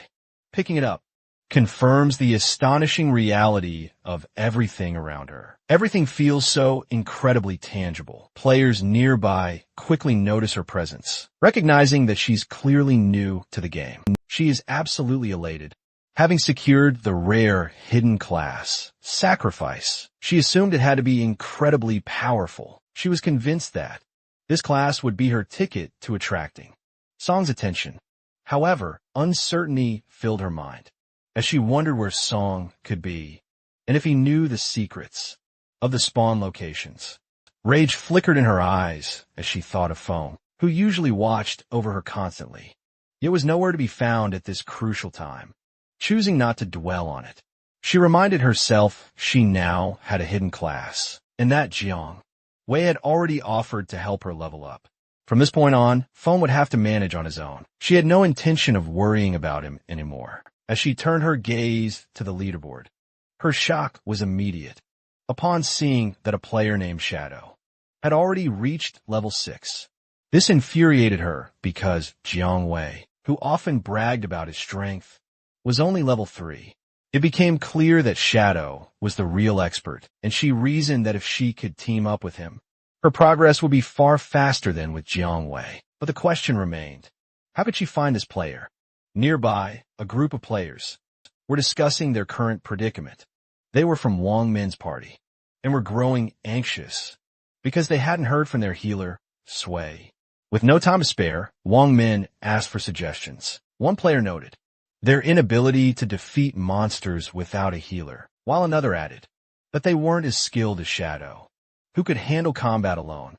They suggested searching for a replacement healer. Just then, Feng's sister approached them with a smile and offered her assistance. She let them know that she had the hidden class life sacrifice. For her, it was the perfect opportunity to prove herself. Elsewhere, in a swamp at the base of a cliff, Feng and Plum stood surveying the area. Hidden in the misty waters was the golden ghost ship. Using his shadow sneak ability, Feng vanished, telling Plum to stay out of sight and keep an eye out for any ambushes. While he tackled the boss, feeling a bit confused, Plum agreed and warned him to be cautious. Feng plunged into the swamp, which triggered a system notification, warning of a violent domain, spawned by the ghost ship's presence. This domain actively drained lifespan at a rate 100 times faster than normal. Feng quickly calculated that just 15 minutes would cost him an entire day of his life. Fortunately, this accelerated time effect barely posed a threat to him. The system identified the golden tier ghost ship as a level 5 boss. A timer then appeared, giving him 45 minutes and 25 seconds to take it down. A welcome relief, as it was ample time. With an instant shadow slash, Feng launched a lightning-fast assault, dealing 150 damage before the boss could even react. He immediately followed up with a venom dart that directly struck the ship's bell, triggering a critical hit and disabling its stealth. He then retreated, bracing for the next phase. One of the biggest challenges with this boss was its incredibly elusive weak point. Most assumed it was the ship itself or its skeleton, but the true vulnerability lay in the ghost. Fire Bell on the ship's prow. Enraged by the attack, the boss manipulated the surrounding water, generating massive, deadly water pillars. Feng dodged skillfully thanks to his exceptional agility, knowing that early-stage warriors in silver tier gear would be instantly wiped out by such an attack. Then came another threat. Dozens of decaying, zombie-like creatures began emerging from the swamp. These were the infamous water ghosts, each boasting silver tier strength. Fortunately, Feng's stealth kept him completely undetected among them. Normally, this summoning would send most parties spiraling into chaos. The boss would also continuously spawn additional water ghosts every 3 minutes, quickly overwhelming anyone not quick enough to react. But because he had entered undetected, Feng, ever the tactician, saw his opening. He unleashed his instant shadow slash once more, zipping through the murky swamp. In one breathtaking sweep, all 12 ghosts were gone. Up on the cliff, Plum watched, completely mesmerized. She was utterly awestruck by Feng's incredible prowess, finally understanding why he held the #1 rank. To her, he was nothing short of a force of nature, appearing and vanishing in mere seconds, striking with devastating, unmatched efficiency. She watched on as he whittled the boss's health down by more than half, not allowing a single counterattack. Then, through the game's chat, Feng reached out to her, calling her by the rather odd nickname Little Black. He casually mentioned he'd die soon and revive later, and Plum, utterly stunned, immediately asked, "Who's Little Black?" She clarified her in-game name was Big Plum, adding that Little Black sounded like a dog's name. At that very moment, a man stomped the ground in sheer frustration. This was the same guy Feng had humiliated before, and now he was back with his entire team, furious at being bested. This once powerful legend felt utterly insulted by a mere girl. Soon, one of his subordinates arrived, excitedly proclaiming he'd spotted the girl on the cliff, and Shadow was battling the boss solo below, determined to avenge his crushing defeat. The man and his team charged straight for the swamp. Meanwhile, the ghost ship boss became terrifyingly aggressive, its eerie bell glowing with a menacing light. Feng had just entered Phase 4 of the battle, the most challenging phase yet. The boss raised its oar and unleashed a devastating wave attack. At half health, it activated Soul Surge, sending powerful, concussive waves ripping through the swamp. Plum's eyes widened in sheer terror as the blast violently stripped Feng's invisibility. A colossal column of water erupted right beneath him, pinning him completely. It inflicted over 1,000 points of brutal damage. The system confirmed his death, reporting a devastating loss of 326 years of non-tradable lifespan and 1,087 days of tradable lifespan. Back on the cliff, the rival leader was absolutely ecstatic, convinced Feng had grown too arrogant after all the praise he received. To him, Feng was utterly foolish for daring to solo a gold-tier boss. Spotting Feng's lifespan orbs on the ground, the group instantly rushed them, convinced they'd stumbled upon a massive reward. Judging by the orb's immense size, they estimated it held at least 100 days of lifespan. Intent on claiming both the loot and the boss kill, they confidently advanced until they were suddenly blasted into the air. The leader looked around in utter confusion, completely unable to grasp what had just happened.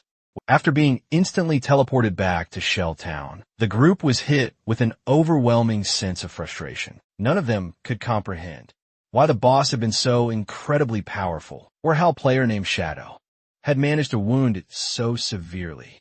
Some members were absolutely furious. The moment they had stepped into the swamp, the boss had instantly wiped them out with a massive water pillar attack. The area itself was swarming with smaller enemies, making combat practically impossible. Their leader clenched his teeth in fierce denial, unwilling to accept such a crushing loss. He immediately ordered everyone to regroup, determined to make another attempt. Meanwhile, Feng had already returned to the swamp. He cautiously looked around, confused by the sudden abundance of lifespan orbs scattered across the ground. Using the in-game chat, he notified Plum of his return and asked why so much lifespan was just lying around. She was surprised he had made it back so quickly and explained that a large group had foolishly charged in, only to be instantly wiped out by the boss's attack. Feng allowed himself a slight smile. They had clearly overestimated themselves. Still, he remembered his own past struggles with the ghost ship. The boss continued to roam the swamp, and Feng kept a careful watch, knowing from experience that the ship would only use its immobilization skill only once. After that, dealing with it became much more manageable. Below half health, there was a set chance that the ghost ship would vanish and reappear elsewhere, which made defeating it without delay a difficult task for most players. Wasting no time, Feng launched a poison dart directly at the ship's bell, triggering its aggression. As it began preparing another attack, Feng used Shadow Sneak to vanish. He then observed the boss's behavior, carefully identifying the familiar patterns before closing in. With instant Shadow Slash, his attacks landed precisely. Meanwhile, the enemy leader and his team reached the cliff again. One of them pointed out that Feng was already engaged in combat with the boss. Hearing this, the leader became enraged and started looking for a way to eliminate both Feng and the boss. From a cliff, Plum watched the group return and grew furious. Shadow was on the verge of finishing the boss, and she refused to let them interfere again. Gripping her staff tightly, she summoned a thunder spell. A lightning strike burst from her staff, striking the group below and leaving some of them charred. The survivors stood in shock. The leader, angered, demanded to know who had attacked them. One of his men pointed at Plum, identifying her as the source. He grabbed his axe and ordered his men to kill her. Frightened, Plum turned and fled. Calling for help, the group pursued her, shouting threats. Not far from the scene, two men hiding behind a tree watched the chaos unfold. As Plum and the others approached, they pressed themselves back into cover. The swamp Fong had drawn back from the boss. Observing it closely, its health was nearly depleted, despite being only a level 5 boss. The Golden Ghost ship proved difficult to defeat solo. His damage output was low, and the fight had gone on long enough to attract attention. Spotting a group on the cliff, he recognized them, the very same players who had recently fallen. He also spotted another group lurking near the swamp, obviously waiting for him to take down the boss, so they could ambush him and snatch the precious loot. The poison finally started to consume the boss. Its body began to shimmer and fade, eyes glowing with an eerie light. A moment later, the system flashed a notification. The Golden Ghost ship has been defeated. Fong gained 480 experience points, instantly hitting level 8 alongside 7 evolution points and 216 days of tradable lifespan. Activating Shadow Sneak once again, he vanished into the shadows. Across the entire server, a general announcement boomed. Shadow, a player from Shell Town, has become the first to slay a gold grade boss. He earned 3 reputation points. The notice immediately seized the attention of nearby players. Most were utterly baffled. No one knew who Shadow was, or how he had possibly managed such an incredible feat. Many raged, vehemently believing that such a monumental achievement should have belonged to a top-tier player from Han City. Wang Ming stared at the message, utterly bewildered. It hadn't been long at all since Shadow was just battling a bronze boss, and now he had already soloed a gold boss. He simply couldn't comprehend the immense difference in strength. Fong's sister, upon glimpsing the system announcement, her eyes lit up with fierce determination. Now absolutely certain that Shadow was the strongest, she firmly believed that if she could level up with his help, she would eventually meet Brother Song. Back at the swamp, the ghost ship's body had completely vanished, leaving behind a glorious pile of loot and lifespan from behind the gnarled tree. The hidden group watched with utterly greedy expressions. Their leader grinned, eyes gleaming at the sheer abundance of items, realizing that Shadow had gone invisible without collecting a single piece of the loot. They knew he had to be nearby, so they began to prepare. He ordered Huang to activate a detection skill. Huang nodded, drew his bow, and activated Phantom Horned Eagle, firing an arrow that morphed into a ghostly bird. It exploded midair, scattering ethereal feathers over the swamp. Fong watched the feathers drift down, surprised that the hunter had already mastered an anti-invisibility skill. It was hardly unexpected that they felt so confident. They were sure they could take him down and snatch the loot.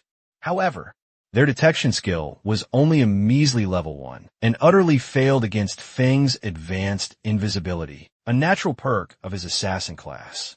Overconfident, Huang turned to the others and declared that Shadow had likely fled.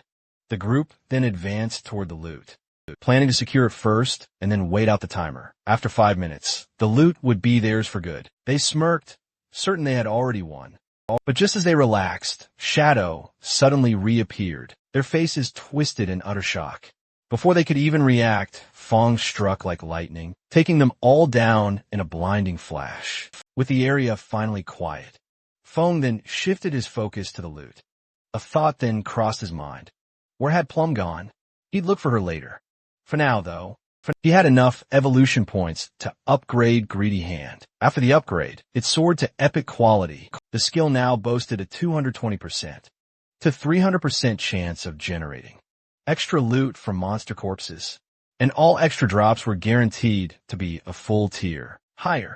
He activated the skill, causing the loot to gather together and glow intensely. As Greedy Hand absorbed the items, Fong smiled as a bright light radiated through the forest. As the results appeared, 21 evolution points, 648 days of tradable lifespan, and 2 special items. The ghost fire bells. Feng's eyes widened instantly at the sight of the bells. These rare items prevented lifespan loss upon death and came with a cooldown of 1,560 seconds. Each bell granted 2 powerful abilities. Soul Absorption, a passive skill that increased lifespan gain from kills by 20%, and Soul Shock, an active skill That immobilized all enemies within a 100-meter radius for 3 seconds, boasting a 512-second cooldown. Since the bells were classified as items rather than equipment, both shared a single inventory slot and didn't consume any equipment slots. As Fong reviewed the impressive loot, Plum then contacted him via voice chat. A panicked voice screamed through, desperately begging for help. Alert! Fong immediately demanded her location. The only reply he received was the chilling sound of her terrified screams, punctuated by pleas for them to stay away. Plum was utterly terrified. The leader and his men had finally cornered her. With twisted grins, they praised her for her stubborn resistance, claiming there was nowhere left for her to escape. One mockingly told her to come quietly, promising they'd make her feel so good she'd ascend to heaven.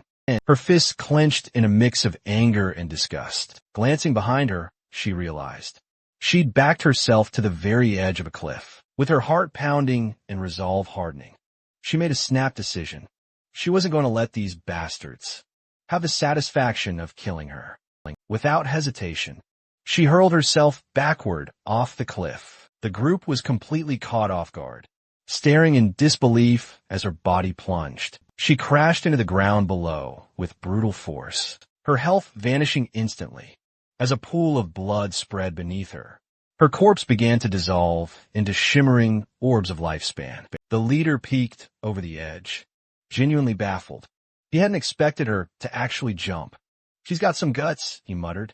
Back in Shell Town, Plum messaged Fong, telling him there was no need to come to her aid anymore. She had died and respawned safely. Despite the pain, she was relieved. All their tradable lifespan was stored on Captain Wong. Meng anyway, so they hadn't lost anything valuable. Fong felt a wave of relief. He told her to wait for him. He'd bring her some of the loot. Plum brightened at his words, praising him for his hard work. With the danger gone, Fong swept up all the lifespan orbs, scattered across the swamp. This time, the haul was massive.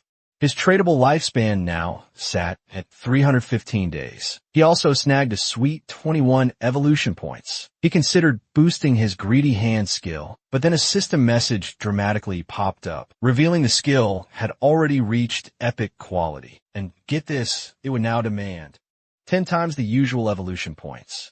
The system then asked him if he wanted to spend a whopping 210 EP to evolve Greedy Hand. Fong wasn't fazed. He totally expected high-tier skills to come with a hefty price tag. For now, he decided to hold off. Cranking up his damage output would net him better returns in boss fights and secure the loot that mattered most right now. Instead, he zeroed in on Instant Shadow Slash, evolving it straight from Platinum to Diamond tier. Its attack range leaped from 21 meters to a solid 27. The invisibility duration powered up from 7 seconds to a stealthy 9 seconds. The number of slashes surged from 5 to an epic 7, and each hit now dished out 300 bonus damage, instead of the previous 200. The slash length expanded from 3.1 meters to a formidable 4.1. The skill's total duration hit a crisp 10 seconds. He spent 10 evolution points there, leaving him with a mere 3 left. Next, he supercharged his initial skill, Backstab. It rocketed from normal quality straight to gold, completely bypassing bronze and silver. The system promptly updated the skill, boosting Backstab's damage bonus from 15% to a whopping 30%. Fong couldn't help but smile. With Instant Shadow Slash evolved and Backstab enhanced, his total damage output had more than doubled. Even without breaking stealth, he could now dish out up to 3,000 damage. If he did break stealth, a full combo could now smash for 6,000 to 7,000 damage. Opening his system window, he meticulously reviewed his newly upgraded arsenal. He remembered that gold tier bosses usually dropped a paltry 2 to 4 silver items, with only a slim chance for gold equipment. But thanks to Greedy Hand, he'd snagged an incredible 11 gold tier items and skill books, 2 platinum equipment pieces, and 1 platinum tier skill book. Even better, 3 of those incredible items were tailor-made for assassins. Among them, he found the Ghost Chip Dual Blades, legendary Platinum Tier assassin weapons, boasting a base damage of 136, agility plus 22, attack speed plus 24%, and armor penetration plus 17. The level requirement? Just 5. And its unique effect? Each normal attack would strike twice. Feng immediately equipped the dual blades, even though he rarely relied on normal attacks. The base stats alone were absolutely excellent. The boost to attack speed would also drastically speed up his skill usage and reduce cooldowns.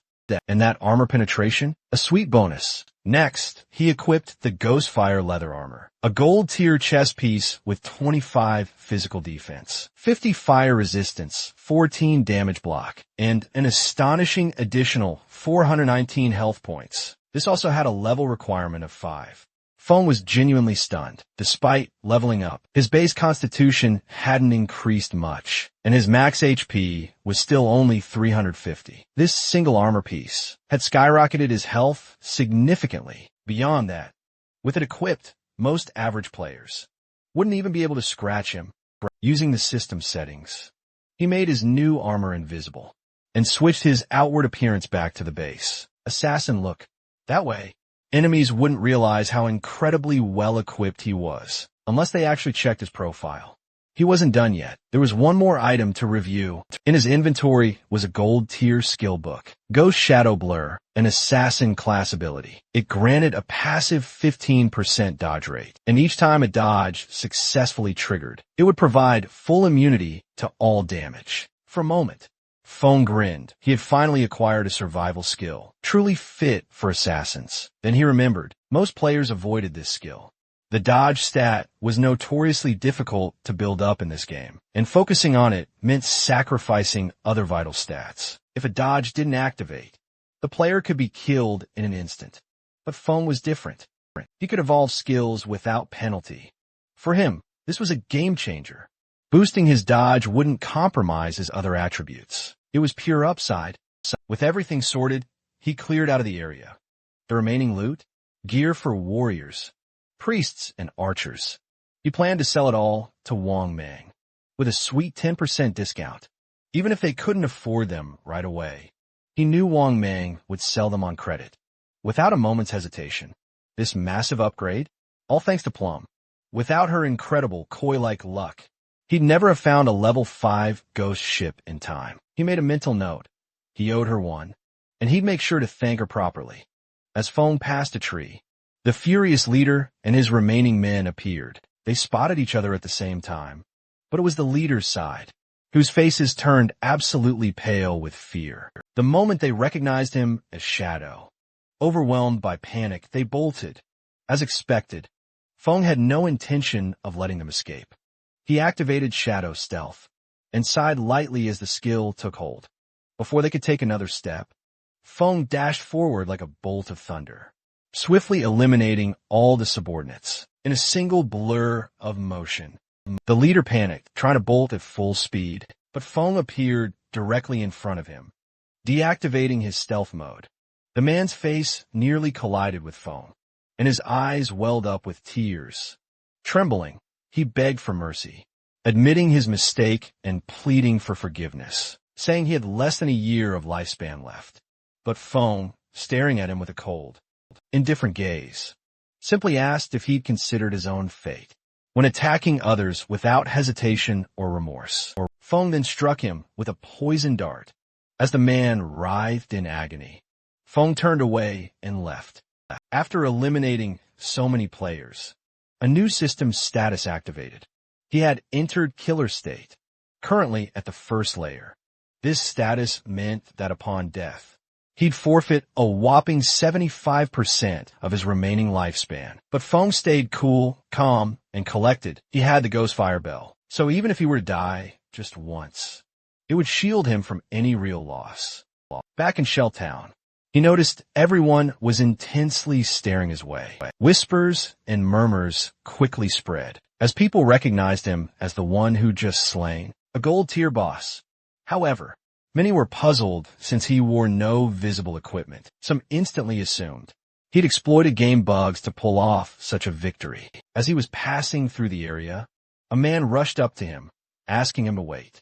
Feng turned, curious. The man, trying to look casual, showed him a skill book.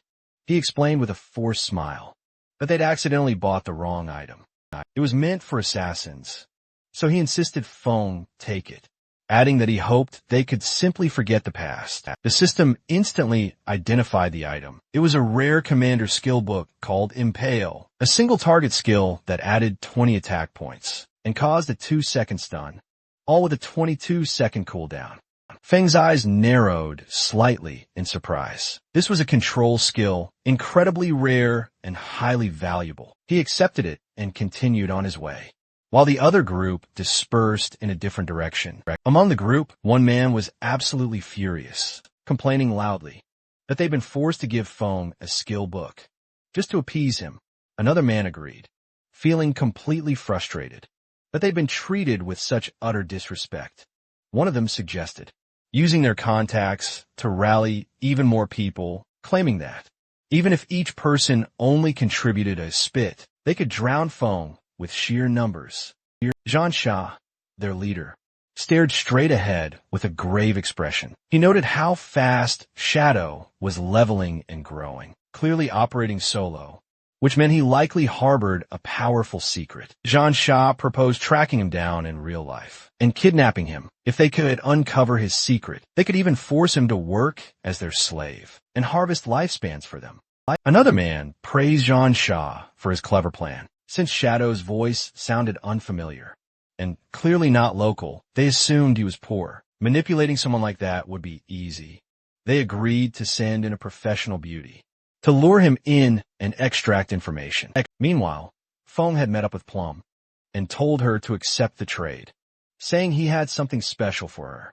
Her eyes lit up with joy, though she corrected him, saying her name wasn't Little Black, but Big Plum. Feng handed her a powerful necklace containing a potent fire-based skill. As soon as she used it, flames erupted from her staff, and her face brightened with excitement.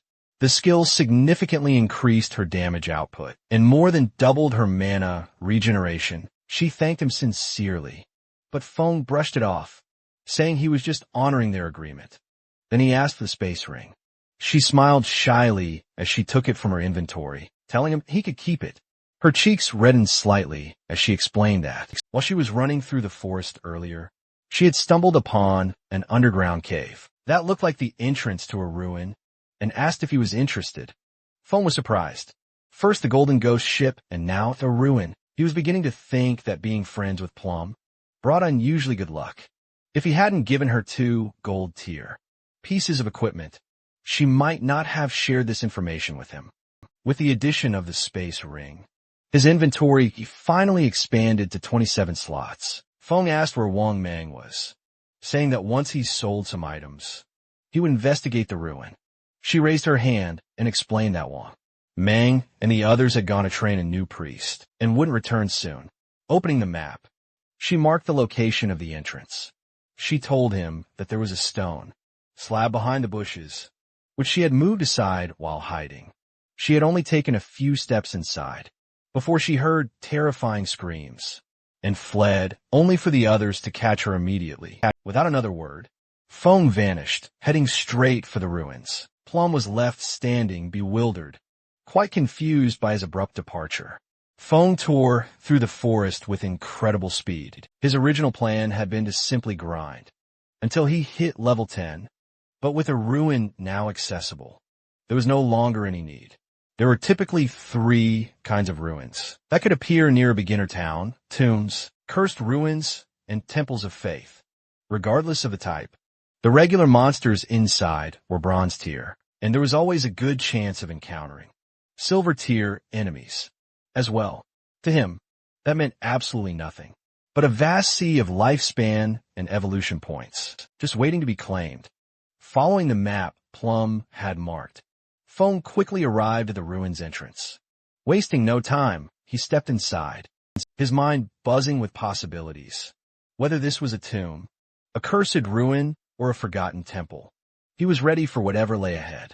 There wasn't much to say about the tombs. Monsters were packed tightly within them, and clearing them all out was a truly difficult task, especially considering that at the very end, there was almost always a gold tier boss waiting. The cursed ruins were filled with creatures, twisted by ancient evil gods, many of whom had once been human. Some had gone mad during their lives, and others had transformed into vengeful ghosts after death. As for temples of faith, they were labyrinthine structures, filled with fervent believers of long-lost deities, decorated with ancient murals that wrapped around every single corridor. If one could manage to survive both the cursed ruins and the temples of faith, they would be rewarded with a unique special item or a rare skill book. As Feng walked through the passageways of this particular ruin, he recognized the symbols and carvings on the walls, and soon realized he was indeed in a temple of faith. The mural hit him with an uncanny sense of familiarity, and just as he started examining them more closely, distant roars rumbled through the corridor. He pressed on, quickly recognizing this place as the temple of faith, belonging to the ancient god of judgment, the very origin of his eye of judgment skill. Elsewhere, deep within the forest, Wang Mang and his party found themselves locked in a fierce battle. With his beast shield raised, Wang Mang absorbed the initial wave of attacks. But the moment he dropped his guard, the monstrous creature lunged forward, sweeping him violently into the air. His body slammed against a tree, crumpling under the heavy damage. Witnessing their leader fall, the party's archer panicked, yelling at the healer to cast a healing spell. But Feng's sister completely froze, eyes wide with tears, clutching her staff tightly. She stammered, asking how she was even supposed to cast a spell. While everyone was so distracted, the monster pounced once more, and the party's swordsman drew his blade, shouting for her to use her skill. But instead of responding, she dropped to her knees, let go of her staff, and began to cry uncontrollably. The creature showed absolutely no mercy, attacking again, and before long, the entire party was completely wiped out and forcefully returned to Shell Town. Their sudden return didn't go unnoticed. Plum happened to be nearby, greeting them with a teasing smile, asking why they were back so soon. She added that since Shadow hadn't returned yet, they wouldn't be able to buy any new equipment. The party's archer, his frustration boiling over, pointed a shaking finger at Feng's sister, shouting that he had never seen anyone so utterly stupid. She didn't know how to dodge, didn't know how to use a single skill. Xiao burst into tears once again, completely overwhelmed and unsure what to do. Plum stepped in front of her protectively, asking the archer why he was acting so harshly, reminding him, explaining it was her first time playing the game, and it was only natural for a beginner to die. But the archer, still fuming, warned her to move aside, threatening to scold Zhao to death. The swordsman chimed in, pointing out they hadn't died just once. They died 3 times in under an hour. Plum blinked in disbelief, then let out a carefree laugh. She held up the necklace Fong had gifted her, announcing she just received 2 powerful upgrades directly from Shadow himself. Now that she was strong, she was confident they wouldn't die if she tagged along. Wang Mang stepped forward and called for calm. He agreed with Plum. Having her on the team might just turn things around. And maybe, just maybe, they'd meet Shadow again when they returned. Though Zhao was absolutely fuming inside, she put on a mask of gratitude. She apologized and swore she'd try harder, disgusted by how quickly they blamed her. After failing themselves, if not for their connection to Shadow, she would have left them behind, without a second thought. Meanwhile, Feng entered a wide stone chamber deep within the ruin, and what he saw made him pause. 2 monsters were kneeling before him. The system identified them as devout, followers of the ancient god of judgment. They were level 10, silver tier monsters, and Feng narrowed his eyes. These weren't just any mobs. He activated instant shadow slash and vanished into stealth. Then, he slipped behind one of the kneeling beasts to strike, despite breaking his stealth and executing a precise backstab. He barely made a dent in their health bars. It was expected. These were silver tier bosses, and combined, their health was even higher than the gold tier. boss of the ghost ship he had defeated earlier. Just as he was about to press the attack, he noticed something strange. The monsters knelt before him once more. He remained utterly still, not a sound escaping him. Was it the eye of judgment they were reacting to? Had they sensed its divine signature? Feng pondered quietly. Could they understand him? He then asked if they knew the path ahead. But instead of a reply, their heads snapped up, unleashing guttural roars, exposing their horrifying, decomposed features. Any sanity or faith they once possessed had vanished. Corruption had twisted them into pure creatures of madness, devouring lifespan wherever they could find it. Their glowing eyes fixated on movement behind Feng, and the two monsters swiftly turned and charged down the corridor. At the entrance stood a team of players. It was the Grey Roses squad, the very group who'd bought Ice Spike from him once. Too late, they realized these were silver-tier bosses. The players scrambled to escape. But before they could even flee, the monsters attacked. A wave of toxic mist surged through the hall, melting their bodies away, leaving behind only glowing lifespan orbs. Feng watched on silently, surprised they'd stumbled into this ruin. Judging by their equipment, none of them were prepared to delve deep into a place like this. Deactivating stealth, he stepped forward and gathered the fallen lifespan. As he re-entered the room, the monsters, still corrupted, knelt once more. Each of them had dropped more than 100 days of tradable lifespan. Feng hadn't expected such generosity. He scoured the room for hidden traps or loot, but after several minutes, it became clear the only reward was the two silver bosses themselves. His expression soured with disappointment, and he launched a volley of poison darts, which embedded themselves into the creatures' heads. The system granted him 4,000 experience points. He reached level 9, gaining 4 evolution points, and 188 days of tradable lifespan. Feng used Greedy Hand as the corpses began to fade. A wave of satisfaction washed over him. This epic tier skill was proving incredibly valuable.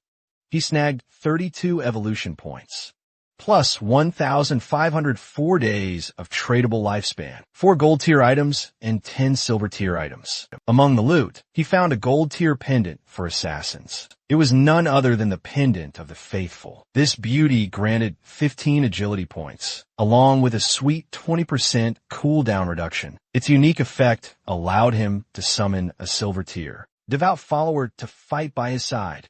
With a cooldown of 6,000 seconds, though, he clenched his fist, a triumphant grin spreading across his face. This pendant was absolutely excellent with that 20% cooldown reduction. His stealth skill dropped from 22 seconds to a mere 19. Poison darts went from 4.35 to 3.75 seconds. An instant shadow slash fell from 10 to 8 seconds. Farming lifespan had just become even more efficient. Since all his other gear, however, required a level higher than 8 to equip, no one else could use this necklace just yet.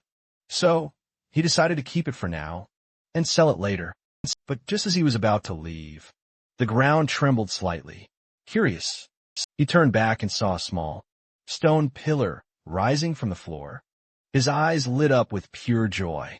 After clearing all the monsters, the hidden mechanism had finally activated. Feng examined the stone pillar with extreme care. His instincts flared. It was a hidden mechanism, one he had seen before in similar ruins. As he stepped onto the platform, the pillar activated with a faint hum, and the door beneath him began to slide open. Slowly, the platform began its descent into darkness, sealing the entrance above him, as it carried him deep below the temple. Minutes passed, and Feng estimated he had descended nearly 400 meters into the earth. The air grew colder, the silence heavier. This place was ancient indeed, and Feng's senses screamed that it was dangerous. Based on what he knew from his past life, this was a hidden maze beneath the temple, a place filled with deadly traps and immense danger, but also potentially great rewards. These labyrinths were common in high-level ruins, and he had explored several before. Though he knew death was likely for those who walked them unprepared. His key strategy was using cannon fodder, others to trigger the deadly traps. With cool confidence, Feng reached into his inventory and pulled out the pendant of the faithful. His own stats weren't high enough to survive any triggered trap alone, but this item would give him a crucial edge. He summoned a devout follower with a flick of his hand, and a corrupted zombie emerged from the mist. Bowing low, Fong pointed down the corridor and issued a single command. "Scout ahead." The follower obeyed, silently shuffling forward through the gloom. Fong crossed his arms and smirked. Exploring a maze was much easier with a disposable lackey. Still, danger could strike at any moment, and he wasn't willing to take unnecessary risks. He brought up his interface and spent 11 evolution points to enhance his passive dodge skill, Ghost Shadow Blur, evolving it from gold to epic tier. The upgrade was astonishing. His passive dodge rate leapt from 15% to 75%, and each dodge now granted immunity to all damage, feeling more secure. He then used 13 more evolution points to evolve Instant Shadow Slash from Diamond to Epic. Its range now extended to 30 meters. The attack executed 9 rapid slashes instead of 7. The cooldown dropped to 8.8 seconds, and the damage increased from 300 to 400 points. Fong's eyes gleamed. Reaching legendary tier would require 10 times more points, but the scaling of higher tier skills made it worth it. The higher the tier at the start, the more efficient the evolution curve. An epic skill could reach legendary with just 10 points, while starting from normal would cost hundreds. With only 11 points left, he decided to evolve Shadow Sneak, his starter stealth skill. Spending 8 points, he boosted it from silver to platinum. The stealth duration increased from 16 to 24 seconds, and the stealth breaking attack was enhanced by 90%. Its cooldown dropped from 26 seconds to 22, and thanks to his cooldown reduction trait, it now reset in just 16.3 seconds. It wasn't perfect. While his stealth breaking damage was still rather weak, it was more than sufficient for the moment. He definitely upgraded down the line. As he pressed on through the treacherous, winding maze, his loyal devout follower suddenly triggered a trap. A massive boulder instantly crashed down from above, crushing the creature in a blink. Its body dissolved into sparkling motes of light. Fong sighed, deciding to simply wait for the cooldown to summon his next one. The maze was indeed treacherous, but there was no need to rush. Every single step had to be taken with the utmost care. Meanwhile, on the temple's upper floor, a man wielding a shield and a mysterious hooded woman cautiously peeked into the very room Fong had once occupied. The man turned to Grey Rose, reporting that all the monsters were completely gone. A surprised Grey Rose stepped inside, quickly noticing the lifespan orbs were also nowhere to be found. Someone had clearly defeated the silver tier bosses, and she correctly guessed it had to be Shadow. That expert was the only one capable of such an incredible feat, but something else was really bothering her. She remembered seeing someone earlier, seemingly communicating with those very same monsters. Could it be that Shadow possessed a skill allowing him to charm bosses? That kind of power was utterly terrifying and deeply mysterious. Back below, Fong summoned another devout follower and continued forging ahead for a full 3 hours. He had methodically explored the entire maze, skillfully avoiding every trap and meticulously mapping its structure. At last, he reached what appeared to be the final door. From past experience, he knew that reaching this point often meant hundreds of players would have already perished. Using his summon as bait, he ordered it to open the door. But despite straining with every ounce of its strength, the monster couldn't budge an inch. Fong frowned and cautiously approached, placing a hand on the cold, unyielding stone. The moment he did, the massive door began to shift and open, releasing a chilling wave of smoke that rolled across the floor. Fong wiped the sweat from his brow. This wasn't good. On the other side lay a vast chamber, filled with ominous, cracked pillars. In the very center stood a treasure chest, completely wrapped in menacing, thorn-covered vines. Beside it knelt an NPC, an eerie woman, with the lower half of her face tightly wrapped in bandages. Fong immediately triggered his system to scan her stats, but nothing appeared, absolutely no information. This had never happened before. The woman began whispering in a strange, otherworldly language, and slowly, she faded into pure light. Feng watched, stunned and silent, as she utterly vanished. The ancient vines on the chest suddenly disintegrated. Though highly suspicious, he knew this mysterious woman had to be connected to the Eye of Judgment. The chest began to glow with a brilliant golden light, an unmistakable sign of legendary rare loot. But Feng, ever vigilant, remained cautious. Traps and mimics were always a deadly risk. He signaled to his summon to open it.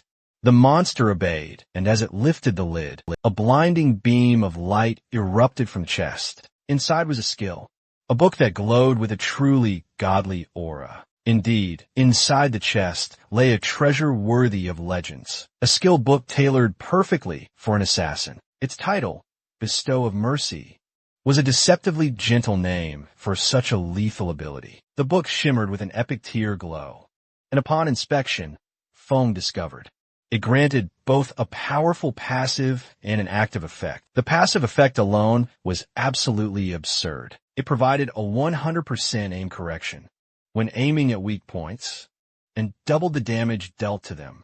Even more impressive, it expanded the enemy's weak point hitbox, making precise attacks nearly effortless. But it was the active skill that truly caught Feng's attention. Slit Throat.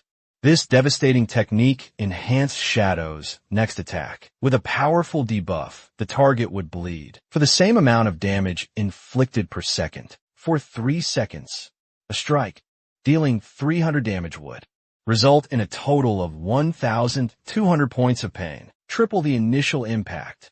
Due to Feng's cooldown reduction stats, the skill's 60-second timer was reduced to just 44.4 seconds, though Slit Throat only applied to the first strike of a multi-hit move, like Instant Shadow Slash. The potential for burst damage was absolutely monstrous, and with the skill being epic tier, evolving into legendary would cost a mere 10 points. This alone made the loot haul one of his absolute best. Satisfied with the amazing outcome, Feng decided to wrap up his expedition. He owed this opportunity to Plum. Without her, he never would have stumbled upon the hidden maze. It was time to return and repay that favor, or at least share the spoils. Using the system chat, he messaged Plum, asking her to tell Wang Meng to head back to town. He had items to sell them. News of Shadow's return spread quickly. The moment Feng set foot in the starter town, he was surrounded. A massive crowd had gathered, players from all over vying for his attention. Some begged to be added as friends. Others offered to become his loyal followers, pledging to support him in battle. Among them was even the chairman of the running group from the city, who came in person to invite Feng to join their corporate guild. Players from Firefly Town had traveled all the way just to see him. And with the activation of teleportation gates connecting towns, Feng realized the world was beginning to expand. Now he could visit Song Fei's Firefly Town directly, without hesitation. He activated Shadow, Sneak, and vanished, slipping away like a ghost. The crowd broke into confusion and arguments, each blaming the others for scaring him off. Meanwhile, Feng navigated the alleys unseen, until he arrived at Plum's location. She immediately noticed him and raised her hand, signaling her captain. But it wasn't just Plum who caught his eye. Standing there, smiling with calm confidence, was his sister, Chin-Su. Feng froze, questions racing through his mind. How had she ended up in Wang Meng's party? With her involved, his anonymity was at risk if anyone discovered his real identity, especially now that everyone knew about Shadow. It could be disastrous in the real world. He was still vulnerable. Even a kitchen knife could end him. If someone got too close, he couldn't afford to slip up. Xiao, who'd quietly admired him, now blushed just from his presence. She could sense his overwhelming power radiating off him. Compared to him, their entire party seemed utterly weak, almost pathetic. She then entertained the idea that if she could just stick close to him, she might reunite with Song Fei in mere days. Feng opened a trade window, explaining, via the system, that the equipment he'd brought back was perfect for their party's specific class needs. Moreover, the skill books would significantly boost their combat potential. He set the initial price, 22 days of lifespan, for Wang Meng. Expensive, considering the items were silver and gold tier. They clearly couldn't afford it. But Feng, with calm assurance, told them they could pay later. Wang Meng was truly touched. His gratitude was sincere. He promised that if Shadow ever needed help, all he had to do was ask. The party eagerly accepted the deal. Their swordsman donned a golden helmet, practically glowing with excitement, marveling that he was wearing gold-tier gear. So soon, Wang Meng equipped his new items as well, gaining a gold-tier skill that instantly tripled his DPS. The emotion was too much. He wept openly. The fact that Shadow trusted them enough to let them buy on credit only deepened their respect for him. As they celebrated, Wang Meng checked the inventory again and frowned. There was nothing for a priest. Zhao looked visibly confused and a little disappointed. Meanwhile, the archer clenched her fists in frustration. She had only managed to leech experience during their time together, and now it seemed the spoils had passed her by. Zhao stepped forward with a bright smile and introduced herself to Feng as the priest of Wang Meng's party, her voice carrying the hopeful lilt of someone trying to make a good impression. She asked if he happened to have any gear for her. At that moment, the system chimed, informing Feng that the player, Little Graceful, tried to add him as a friend. Zhao's eyes sparkled with excitement as she looked at him expectantly, only to be met with Feng's cold, emotionless gaze.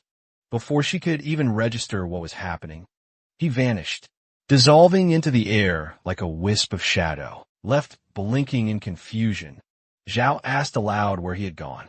Wang Meng scratched the back of his head awkwardly and tried to reassure her, guessing that maybe Shadow just didn't have any priest gear.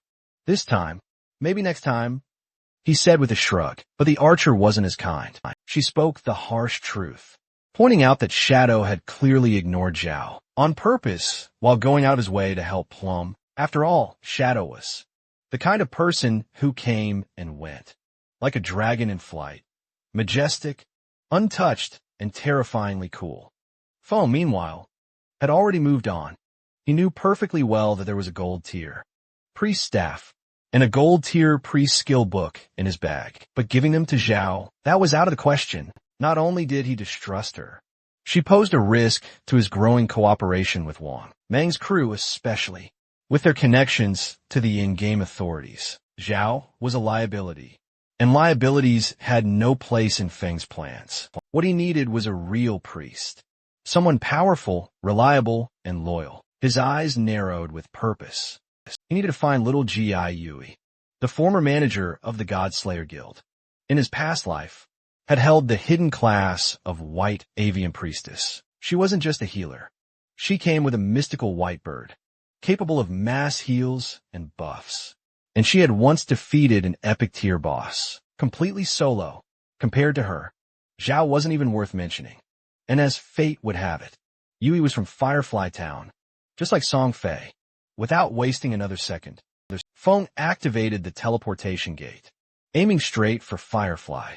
He had little time and even less patience. Firefly Town was a sharp contrast to the starter town. It was bustling, stylized, and bathed in a warm, ethereal light. As Feng walked its crowded streets, he caught the tail end of a heated conversation between two players. They were rushing back to the Wailing Valley. A silver tier boss was below half health, and they couldn't risk someone stealing the kill. One of them cursed it aloud, blaming Song Fei. Apparently, that bastard had arrived with a flock of fangirls, making it impossible for anyone else to compete. How does some minor celebrity have so many brain-dead fans? One of them growled. Feng's eyes narrowed. He'd barely arrived and already caught wind of Song Fei. Soon, he reached a twisted valley cloaked in smoke and ash. The level 5 zone known as Wailing Valley. Ember fiends roamed the craggy terrain, and the shackled wailed in chains of fire. Feng saw the battle firsthand. A two-headed beast, wreathed in flames, was under siege by dozens of players, including a few who had abandoned the boss entirely to fight each other. It was chaos. Then Feng spotted him. Song. Among the crowd was the infamous bastard himself, surrounded by a harem-like team of mages. 2 players stood before him, blades drawn, faces contorted with rage. One accused Song of stealing his lifespan through a sneak attack. The other, a tank wielding a great shield, asked mockingly if Song thought hiding behind his girls would save him. He boasted about having the rare god tier anti-aging skill, but before he could move, one of Song's mage girls smashed his skull in with her staff, silencing him permanently. Fong stared, remembering all too well, unveiling the truth behind Song Fei's heaven. In his past life, he defied the very title of mage god. Song Fei, that cunning schemer, had duped countless loyal fans into choosing the mage class. Under the guise of unity, he then ruthlessly stripped them of their gear, their skills, and their hope, all to empower himself. But a party composed solely of mages couldn't possibly survive alone. So, his cult-like followers were forced to adapt. Some maxed out intelligence, transforming into fragile glass cannons. Others poured their points into agility, effectively becoming battlefield disruptors. A select few focused on health, sacrificing themselves as meat shields, while others still embraced strength, evolving into formidable, staff-wielding battle mages. It actually worked for a time. In the early game, Song Fei's party seemed utterly untouchable, greedily stealing lifespan from player after player. But Feng already knew exactly how this horrific tale would play out. One by one, most of Song Fei's devoted fangirls would fall. With an overly theatrical flourish, Song Fei dramatically pointed at the towering silver-tier boss and let out a truly melodramatic sigh, claiming his heart ached with profound sorrow, watching how hard his precious fans were working.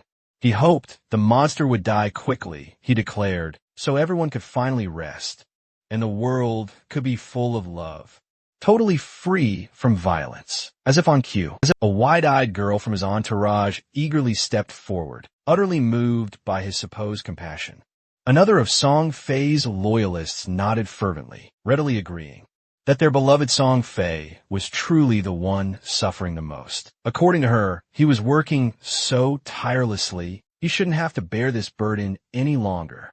With a trembling hand, she pointed at the monstrous boss, vowing to slay it herself to protect him. Immediately rallying to their warped cause, Song Fei's fangirls unleashed their furious attacks. Spells flew through the air like a dazzling, deadly fireworks display, fueled by nothing but blind devotion. They swore to follow him to the very ends of the world, willing to crown him king, even if it meant their own demise. Suddenly, the twin-headed boss roared, launching a blazing stream of fire directly towards Song Fei. But before the inferno could engulf him, one of the girls bravely dove directly into its path. Her body was instantly consumed by the searing flames as she collapsed tragically at his feet, rapidly fading into shimmering particles. Song gently clasped her hand, his eyes brimming with feigned sorrow. Meanwhile, the barely conscious girl vowed through tears she'd do anything for him. A stocky girl gripped her staff tightly, rallying the others. If we kill this ugly monster, then Brother Song will rise to first place in the rankings. He had to surpass Shadow. That declaration ignited a frenzy among the rest, screaming war cries and chanting Song's name. They unleashed barrage after barrage of powerful spells. Thunderbolts, flame pillars, and light spears drove the boss to its limit. Song watched eagerly. This was it. Once the boss fell, he'd hit level 8. Shadow, who'd been stuck at level 9 for so long, would finally be left behind. Song's smug smile widened. He didn't know how Shadow had killed a gold-tier boss. So early, probably a bug. But soon, none of that would matter. He was about to become the top-ranked player in the game. But just as the final blow seemed imminent, a hand cloaked in shadows materialized behind Song and clamped over his mouth. His eyes widened in horror. In an instant, Feng decapitated him.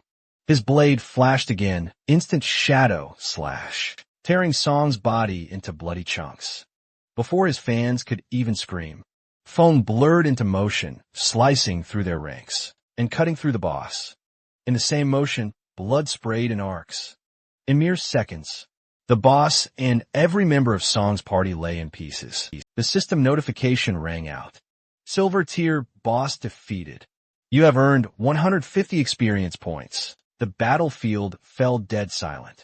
The lifeless body of the twin-headed monster crumbled, its form breaking apart into glowing orbs of lifespan. Fong stood alone, silent as he deactivated his stealth skill. Gasps filled the air. Many had watched in awe. One single attack, thousands of damage points, while their magic had barely chipped at the boss. With 100-point spells, Shadow annihilated them, and everything in a single, terrifying blink. Whispers of disbelief quickly erupted into booming cheers. Some despised Song Fei, while others were green with envy. But every single one of them was clever enough to grasp one crucial fact. Crossing Shadow meant certain, instant suicide. They nervously backed away, giving him a wide berth, whispering thanks for liberating them from that absolute bastard. But in truth, they were absolutely petrified. In Feng's previous life, he wouldn't have hesitated to strike them down as well. But now, he simply turned his back and calmly walked away. Meanwhile, back in bustling Firefly Town, Song instantly reappeared in a burst of shimmering pixels. The system coldly announced, "You were killed by Shadow. You have lost 1,106 days of tradable lifespan, and 18 years, 113 days of non-tradable lifespan." Pure panic instantly overtook Song. Shadow was here, of all the towns in Janhai City. Why had he chosen this specific town? And why now? His fangirls reappeared, one by one. Confused and utterly frightened, the chubby girl blinked at Song, stunned that he had died. Another fan was absolutely furious, unable to comprehend why Shadow would ever attack them at such a crucial, sensitive moment. A third fan dramatically ranted. Shadow must have just wanted to steal the kill. He's cruel and evil for striking like that, while Song was completely distracted. Just at that moment, an archer nervously approached Song. She admitted she possessed the unique skill, Eagle Eye, which could detect even invisible players. She humbly asked if she could possibly join his team. Song's zealous fans immediately jeered, yelling that Song only accepted powerful mages into his party. She'd just slow them down. She wasn't worthy, but Song, ever the manipulative showman, stretched out his arms and offered a gentle, charming smile. He declared it didn't matter that she was an archer. What truly mattered was the sheer strength of her emotions. He took her hand and promised her a rightful place in his family. Together, he dramatically claimed they would strive, grow, and one day take their revenge on the evil Shadow, all in the name of love. Having Song so incredibly close made the archer girl blush furiously. Her cheeks flushed bright red with overwhelming warmth, as tears of pure joy streamed freely down her face. It was as if being accepted into his family had instantly fulfilled some long-cherished, lifelong dream. Suddenly, another girl, a dark-robed assassin, deliberately stepped out of the deep shadows. Her voice seethed with venom as she declared she too could become invisible, and she'd make Shadow pay for what he'd done to their beloved leader. A mage chimed in, her eyes gleaming with righteous fury, proudly revealing she just learned a new area of effect, spell capable of freezing Shadow in place. Song, ever the performer, stretched his arms wide and smiled benevolently, proclaiming that any girl who believed in love was welcome in his family. His words triggered another wave of sobs. The girls wept with joy, overwhelmed by his kindness and charisma, and swore eternal loyalty. They cursed Shadow's name, branding him a coward with no honor, for attacking Song by surprise. They swore they would track him down and force him to kneel before Song, to learn the consequences of crossing their shining beacon of justice. Two nearby players watched the bizarre scene unfold, with mixed amusement and disbelief. Though they didn't know exactly what had happened, they knew one thing. Someone had wiped out Song and his squad, and it had been glorious, with so many mage girls defending him. The only one who could have pulled it off was Shadow. They quietly agreed that Shadow was on another level, while privately thinking that Song's fanatics were completely out of their minds. Meanwhile, Song wore a satisfied grin. With so many people watching, once he finally defeated Shadow, the world would understand that strength meant nothing without support. According to him, Shadow was just a soft-hearted loner, an assassin, who had dared to challenge a noble mage like himself. He couldn't wait to humiliate him. Unbothered by all of this, Feng looted the battlefield with surgical efficiency. Using Greedy Hand, he collected 16 evolution points, 217 days of tradable lifespan, 6 silver tier items, and 1 piece of golden tier loot. Without hesitation, he spent 10 evolution points to upgrade. Graceful Liberation. The skill just surged from epic to legendary. Its passive effect, weak point attack correction, just doubled from 100% to a whopping 200%, meaning his attacks were now twice as likely to hit vital spots. The multiplier for weak point damage also doubled, and the active effect, Throat Slit, now dealt a brutal 150% damage per second for 3 seconds, instead of the previous 100%. With a cooldown slash from 30 to just 18.5 seconds. With a staggering 200% weak point correction, even half of an enemy's body could now count as a weak point, possibly even triggering devastating weak point effects with Shadow Slash. However, Feng knew that taking a skill from legendary to mythical required 100 times more evolution points. Just reaching mythical with Graceful Liberation would need 200 points. That meant the cost for evolving Greedy Hand would be absolutely massive. 210 for legendary and 340 for mythical. With 9 points left, he chose to upgrade Backstab Enhancement. Spending 8 points, it went from gold to platinum, and its passive damage bonus leapt from 30% to a solid 40%. All in all, between the silver tier boss and the slaughtered fanatics, he had gained over 140 days of tradable lifespan. With his objective complete, Feng decided it was time to leave. But as he turned to go, a girl suddenly launched a surprise attack. Her blade came fast, but Feng silent and still precise, dodged without effort. She tried again, but he evaded every strike like a phantom. Each step, a silent refusal. Stunned, she activated stealth and vanished. From atop a nearby cliff, Song's fangirls appeared again, their eyes burning with rage. They had found him, and they had come to take revenge for Song. The mages in Song's party raised their glowing staffs, fury burning in their eyes, while the archer, newly recruited and still flushed from earlier praise, drew her bow and aimed at the empty air where Feng had vanished. Their beloved Song had been profoundly wronged, and they were hell-bent on avenging him. When Feng vanished once again, melting seamlessly into the shadows, the archer unleashed her eagle-eye skill. Her arrow transformed into a magnificent spectral eagle that soared high above them, scanning the terrain before erupting in midair, scattering ethereal feathers like shimmering rain. As the feathers drifted down, one feather landed on the assassin girl from their own party, breaking her stealth and revealing her position. The chubby mage's eyes flared with vicious glee as she clenched her fists in eager excitement, believing they had finally caught King Feng. Without a moment's hesitation, she ordered the others to unleash everything they had. Spells rained from the heavens, fire, lightning, ice, slamming mercilessly into the poor assassin, who screamed she wasn't the enemy. But it was too late. The explosions consumed her, erasing her very existence.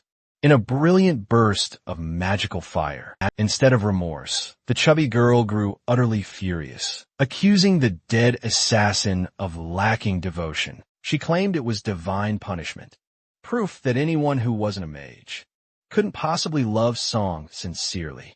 With chilling, brutal detachment, she ordered the archer to launch another eagle eye and find the real target.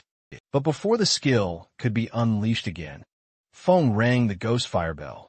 Its eerie chime unleashed the active effect, Soul Attack, freezing all enemies within 100 meters for 3 agonizing seconds.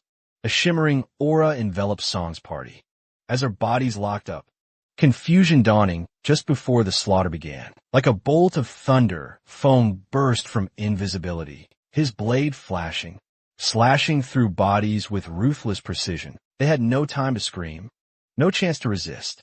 One by one, they collapsed, their life essence bursting from their corpses, like vapor trails of doomed devotion, hiding around the corner. Song peeked out and froze at the sight of the carnage. Utterly confused, he couldn't grasp what had just transpired. He doubted this could be Shadow. Surely an attack that devastating would have forced him out of hiding. But then a voice echoed. Cold. Inevitable.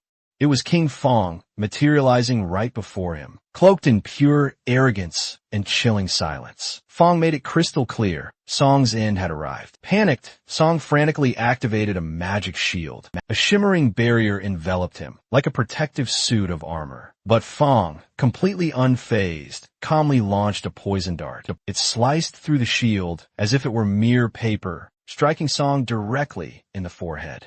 The scream that followed was shrill. Desperate, then abruptly silent as Song collapsed, his body unraveling into glowing orbs of pure lifespan. As the final traces of Song completely vanished, Fong finally deactivated his stealth ability. He observed the swirling orbs and instantly realized that Song had originally possessed over 2,000 days of tradable lifespan, but not a single one of his fanatical followers had any. Confused, he quickly pieced the puzzle together. They had donated all their lifespan to him. It was utterly absurd, profoundly disturbing. The sheer blind loyalty of these people, who still actually believe this godforsaken game is just a game. Now all that tradable lifespan, hundreds of years worth of it, would simply vanish into the bellies of nearby monsters. Back in Firefly Town, Song and his fans reel. Rage twisted Song's features into a snarl as he stared at the damning system message, confirming his devastating loss. Over 1,500 days of tradable lifespan gone, leaving him with barely 500 remaining. With a furious scowl, he whirled to face the archer and demanded to know why she hadn't detected King Fong. Nervously, she explained she had used her eagle eye skill, but it only revealed the presence of their own assassin girl. The chubby mage, frowning, noted that her attribute panel did show a stealth level, but perhaps Shadow's was higher than they'd accounted for. The archer admitted her detection. Skill only worked on stealth levels of 1 or below. If Shadow's stealth was higher, he would remain completely invisible to her. Song gritted his teeth, utterly frustrated. A shadowy figure suddenly appeared. It struck, then vanished just as quickly, like a phantom. There was absolutely no defense against an attack like that. Song touched his face, muttering bewilderedly to himself, insisting he hadn't done a single thing to offend Shadow. Surely, since he'd already stolen the boss kill, Shadow had no reason to target him again, right? But then, a truly troubling thought dawned on him. What if Shadow was simply jealous of his unparalleled, dazzling beauty? Maybe he was coming back purely out of spiteful envy, determined to protect their beloved leader. Song's loyal fans raised their weapons once more. They decided they would level up somewhere far safer, somewhere Shadow could never, ever find them. Wherever Song went, his fans devoutly vowed to follow. Their devotion, as blind as it was fanatical, knew no bounds. Meanwhile, Fong had also returned to Firefly Town. After a quick, fruitless search for any traces of them, finding absolutely nothing, he deactivated his stealth, and then approached a player loitering idly nearby. The moment he recognized Shadow, the man's face turned utterly pale with fear, his body trembling. He pointed a shaky finger toward the outskirts, revealing that Song and his loyal followers had indeed headed in that direction. Then, steeling his nerves and gathering some courage, the man made a truly desperate request. He begged Fong to kill Song, and if it was at all possible, to spare his girlfriend, a female hunter named One Flying Treasure Cat. Hearing that, Fong tilted his head slightly in thought and calmly advised the man to find another girlfriend, realizing she was the very hunter capable of detecting stealth. Without waiting for any more weak excuses, he vanished once again, melting seamlessly into the shadows, leaving the man to plead desperately into the empty air, insisting he had worked incredibly hard to win her over. Even though Fong now knew the general direction they had taken, the sheer vastness of the area made tracking them incredibly difficult and undeniably time-consuming. Just as he was pondering his next strategic move, the desperate man suddenly cupped his hands around his mouth and began loudly calling out for Shadow in hopes of somehow helping him. Feng simply ignored him. His true priority was finding someone who could track, far better than any panicked bystander. Just then, a woman casually strolled right past him and instantly caught his eye, making him blink. He was momentarily taken aback. This girl was none other than Gua Yui herself. Quickly deactivating his stealth, Feng called out to her with a cheerful, inviting tone, complimenting her beauty and charm, and then asked if she might be able to help him.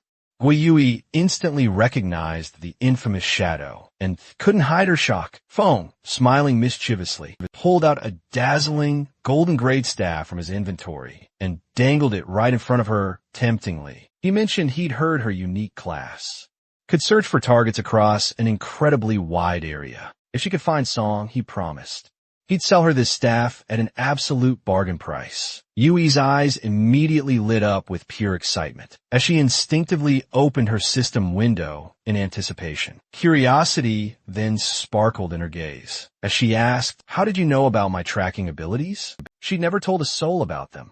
Feng just grinned back and simply asked if she wanted the staff or not. Yui immediately blurted out yes, though her voice faltered, unsure if she could possibly afford such a rare treasure. Noticing her hesitation, Feng asked with feigned innocence if she at least had 500 days of tradable lifespan. He playfully teased her, revealing the staff's original price should have been closer to 700 or even 800 days. Checking her own system window, Yui realized she did, in fact, have around 700 days. Relieved, she quickly and eagerly agreed to the deal. A system window then popped up, confirming the successful, completed transaction. As she took the staff, her hands trembled slightly, and she even began to drool from sheer, overwhelming joy. Feng just chuckled, gently tapping her cheek to snap her right out of it, and reminding her to hurry up with a smile. Blushing furiously, Yui nodded and gripped her magnificent new staff tightly. Focusing her magic, Yui began to concentrate intently. Even though it was their very first time meeting, Feng gave her an odd, unshakable sense of familiarity that she just couldn't quite explain. As her adorable owl familiar fluttered around her, she playfully asked if Feng wasn't at all afraid. She might just take the magnificent weapon and run off without helping. With a calm, serene smile, Feng simply asked if she didn't hate Song. Hearing this, Yui's eyes shot wide open. How did he know? She wondered, staring at him confused. Could he be a friend from real life? Yet, his voice didn't match anyone she remembered. Still smiling, Feng simply told her to guess. But Yui, feeling quite lazy, simply shrugged it off and raised her hand, commanding her owl to scout ahead.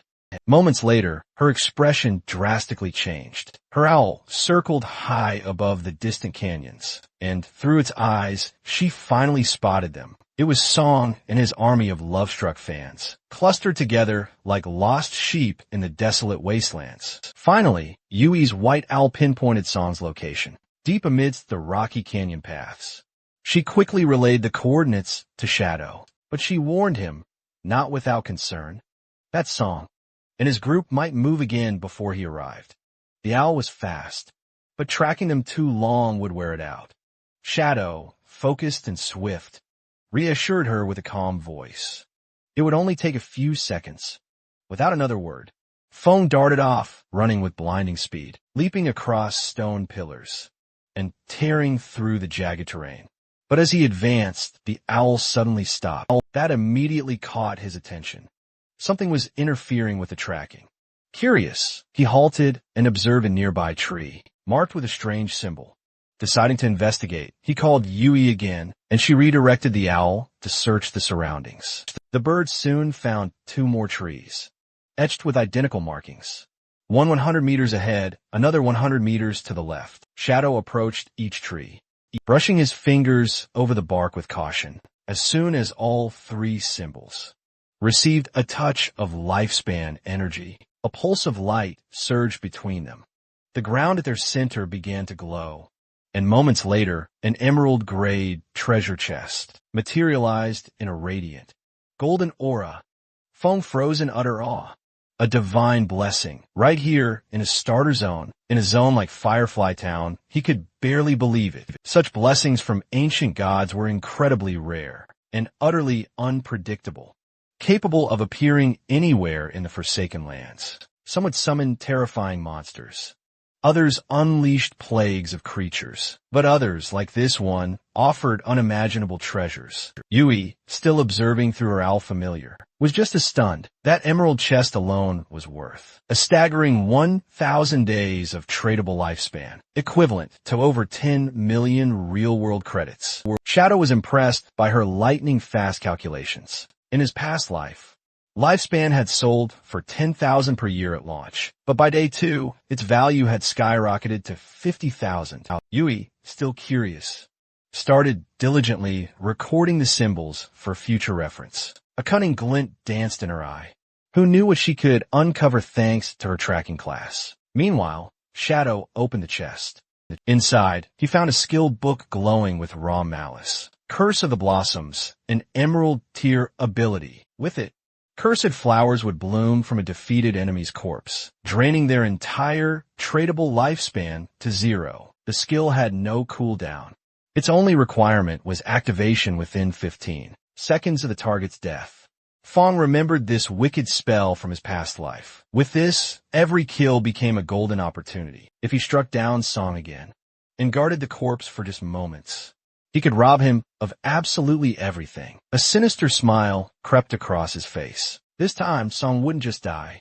He would be utterly emptied. As Shadow sprinted toward his prey, the scene shifted.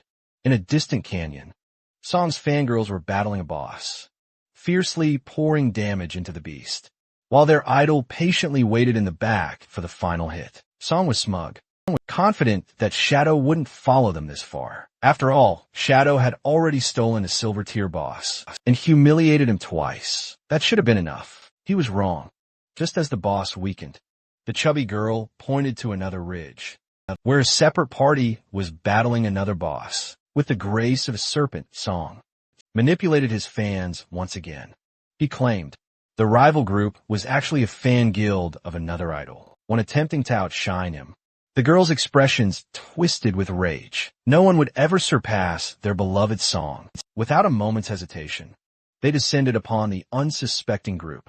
The enemy team, thinking they'd gained allies, welcomed them with open arms.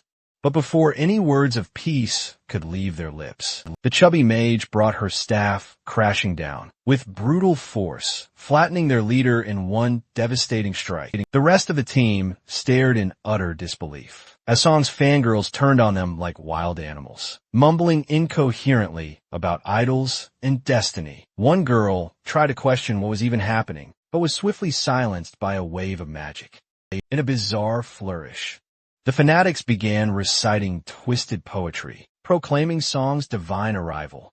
With the enemy party utterly wiped out, the girls stepped aside as their golden prince stepped forward to land a final, glorious blow on the boss. Song, still playing innocent, thanked them all with fake sincerity, spinning elaborate lies about nearly being ambushed and praising their supposed heroism. His words made them blush and giggle. They were completely lost in his carefully crafted delusion. But the show was far from over. As the camera pulled back, a lone shadow emerged at the edge of the canyon. Song sensed something was terribly wrong. A sudden chill ran down his spine. He turned, but it was too late. Feng's blade cleaved through the air, like a flash of divine judgment. Instant slash. Song's head flew clean off, and his body collapsed. But this time, Shadow didn't walk away. He knelt beside the corpse and invoked the curse of the blossoms. A massive red flower sprouted from Song's chest, its petals pulsing, as they drank the transferable lifespan. From the brat's body, the fangirls stared dumbfounded, unable to comprehend what they were witnessing. As the scene shifted, Song reappeared at Firefly Town's portal, still dazed and utterly frustrated. He still couldn't comprehend why Shadow kept targeting him so relentlessly. In his twisted rationale, he convinced himself it had to be jealousy. Perhaps Shadow was bitter over the crowd of fangirls constantly surrounding him. Or maybe one of those girls was someone Shadow liked. The brat thought. Shadow's constant visits to Firefly Town were no coincidence, figuring it was all some long-winded ploy for revenge. But while he was lost in his overinflated theories, a sudden system notification sliced through his thoughts, warning him that his tradable lifespan was decreasing at a constant rate and had already plummeted drastically. In just a few seconds following his latest death, confusion gave way to pure panic as Song stared at the notification, unable to understand what was happening, until he speculated it could be some sort of penalty for dying too often. But before he could sort through the mess in his head, the rest of his fan club began arriving at the portal, too. The chubby mage among them breathlessly informed Song about what they had seen. A sinister, blood-red flower had bloomed over his corpse, clearly leaching something vital from his body. It didn't take long for Song to connect the dots. The cursed flower, the rapidly draining lifespan, it was all the work of Shadow, who had unleashed a new, terrifying skill. Realization dawned on him with the weight of a hammer, and the brat snapped, commanding his followers to log off immediately. If they continued dying under Shadow's hand, their tradable lifespan would hit 0, and that meant true death. Still playing the charismatic puppet master, he called them his family. As he told them, he'd head into reality to buy more time, and later return with gear purchased using accumulated lifespan. The girls, still enchanted by their idol, accepted the idea wholeheartedly. Each one of them dreamed of a triumphant comeback, where they would finally confront Shadow, armed with overwhelming power. Even as Song's digital presence vanished from a game, his face twisted in bitter frustration. He absolutely refused to accept this as defeat. After grinding for 2.5 years to build his current fame and resources, he just couldn't believe that some nameless nobody could threaten it all. In his world, money crushed everything. He just needed time. Meanwhile, back on the battlefield, blood-red blossoms bloomed across the ground, each one rooted to a corpse, silently siphoning the tradable lifespan out of Song's. Fanatics, thanks to Shadow's ruthless spree, his Slayer tier had risen to level 4, causing a brutal 96.8% loss of tradable lifespan upon death. But Shadow didn't care. He estimated that this ambush had earned him another 1,000 days of life, a reward rightfully stolen from Song Fei and his delusional crew, who had clearly slain plenty of monsters before, becoming fertilizer themselves. Yet the feast didn't last. The flowers gradually dimmed, and the flow of energy ceased. Shadow realized then that the players had all logged off to escape the effect. Above him, the white owl continued to circle silently. Yui had seen everything, and even she was shaken by the overwhelming display of power. To witness the true might of a top-ranked player was something else entirely. When Shadow turned toward her and asked whether Song had truly logged off, the girl confirmed it with a nod, explaining that the entire group had vanished. To buy time, Shadow calmly instructed her to keep watching and to notify him the moment Song dared to return. When she asked if her task was done, Shadow told her to wait a little longer. He just acquired a golden tier priest class skill, Sword of Divine Judgment, and her eyes practically lit up at the mention. She wanted badly, seeing this. Shadow offered to trade it to her for 500 days of lifespan, but added that he was willing to sell it at half the price if she accepted one condition. At first the girl narrowed her eyes and snapped that she wasn't about to sell her body, which made even Shadow flinch, as he quickly clarified that she was really overthinking it. All he wanted was for her to join his team as their long-term healer. Her expression relaxed, and with a light laugh, she agreed almost immediately, though she warned him that if the team turned out to be a bunch of useless idiots, she'd personally blame him. Shadow assured her they were far from shabby and decided to contact them right away. The perspective then shifted to another part of the Forsaken Lands, where Wang Mang stood triumphantly over the twitching corpse of a poisonous monster, finally having slain the thing.